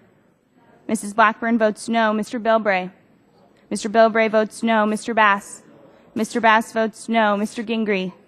Mr. Scalise. Mr. Scalise votes no. Mr. Latta. Mr. Latta votes no. Mrs. McMorris-Rogers. Mrs. McMorris-Rogers votes no. Mr. Harper. Mr. Harper votes no. Mr. Lance. Mr. Lance votes no. Mr. Cassidy. Mr. Cassidy votes no. Mr. Guthrie. Mr. Guthrie votes no. Mr. Olson. Mr. Olson votes no. Mr. McKinley. Mr. McKinley. Mr. McKinley votes no. Mr. Gardner. Mr. Gardner votes no. Mr. Pompeo. Mr. Pompeo votes no. Mr. Kinzinger. Mr. Kinzinger votes no. Mr. Griffith. Mr. Griffith votes no. Mr. Waxman. Mr. Waxman votes aye. Mr. Dingle. Mr. Dingle votes aye. Mr. Markey. Mr. Markey votes aye. Mr. Towns. Mr. Pallone. Mr. Pallone votes aye. Mr. Rush. Ms. Eshoo. Ms. Eshoo votes aye. Mr. Engel. Mr. Green. Mr. Green. Mr. Green votes no. Ms. DeGette. Ms. DeGette votes aye. Mrs. Capps. Mrs. Capps votes aye. Mr. Doyle. Mr. Doyle votes aye. Ms. Schakowsky. Ms. Schakowsky votes aye. Mr. Gonzalez. Ms. Baldwin. Mr. Ross. Mr. Ross votes no. Mr. Matheson. Mr. Matheson votes no. Mr. Butterfield. Mr. Butterfield votes aye. Mr. Barrow. Mr. Barrow votes no. Ms. Matsui. Ms. Matsui votes aye. Mrs. Christensen. Mrs. Christensen votes aye. Ms. Castor. Ms. Castor votes aye. Mr. Sarbanes. Mr. Sarbanes votes aye. Chairman Upton.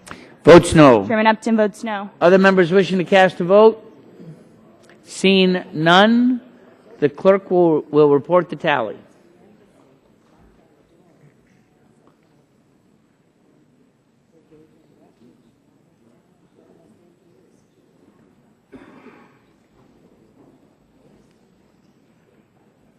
Mr. Chairman, on that vote, there were 14 ayes, 33 nays. 14 ayes, 33 nays. The amendment is not agreed to.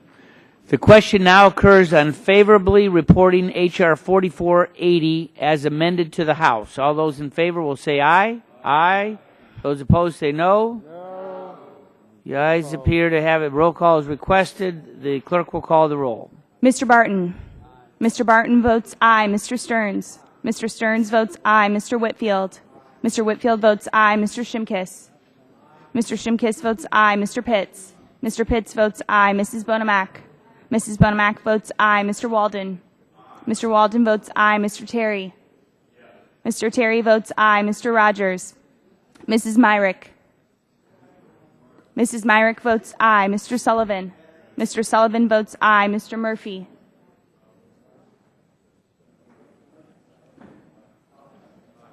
Mr. Murphy votes aye. Mr. Burgess. Mr. Burgess votes aye. Mrs. Blackburn. Mrs. Blackburn votes aye. Mr. Bilbray. Mr. Bilbray votes no. Mr. Bass. Mr. Bass votes aye. Mr. Gingrey. Mr. Scalise. Mr. Scalise votes aye. Mr. Latta. Mr. Latta votes aye. Mrs. McMorris-Rogers. Mrs. McMorris-Rogers votes aye. Mr. Harper. Mr. Harper votes aye. Mr. Lance. Mr. Lance votes aye. Mr. Cassidy. Mr. Cassidy votes aye. Mr. Guthrie. Mr. Guthrie votes aye. Mr. Olson. Mr. Olson votes aye. Mr. McKinley. Mr. McKinley votes aye. Mr. Gardner. Mr. Gardner votes aye. Mr. Pompeo. Mr. Pompeo votes aye. Mr. Kinzinger. Mr. Kinzinger votes aye. Mr. Griffith. Mr. Griffith votes aye. Mr. Waxman. Mr. Waxman votes no. Mr. Dingle. Mr. Dingle votes no. Mr. Markey. Mr. Markey votes no. Mr. Towns. Mr. Pallone. Mr. Pallone votes no. Mr. Rush. Ms. Eshoo. Ms. Eshoo votes no. Mr. Engel. Mr. Green. Mr. Green votes no. Ms. DeGette. Ms. DeGette votes no. Mrs. Capps. Mrs. Capps votes no. Mr. Doyle. Mr. Doyle votes no. Ms. Schakowsky. Ms. Schakowsky votes no. Mr. Gonzalez. Ms. Baldwin. Mr. Ross. Mr. Ross votes aye. Mr. Matheson. Mr. Matheson votes aye. Mr. Butterfield. Mr. Butterfield votes no. Mr. Barrow. Mr. Barrow votes aye. Ms. Matsui. Ms. Matsui votes no. Mrs. Christensen. Mrs. Christensen votes no. Ms. Castor. Ms. Castor votes no. Mr. Sarbanes. Mr. Sarbanes votes no. Chairman Upton. Votes aye. Chairman Upton votes aye. Other members wishing to cast a vote? Seeing none, the clerk will report the tally.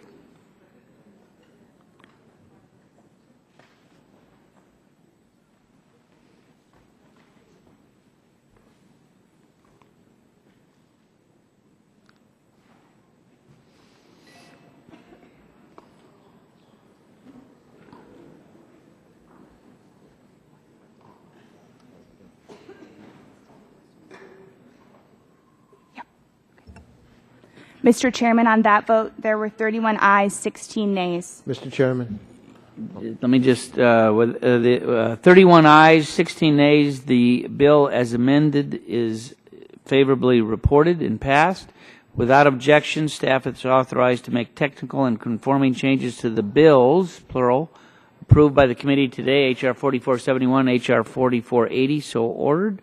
Chair would recognize the gentleman from California. Mr. Chairman, we would request the full time that's allotted to the minority. Without objection, the time is granted. I would thank all members and staff for a long day today. Without objection, the committee stands adjourned.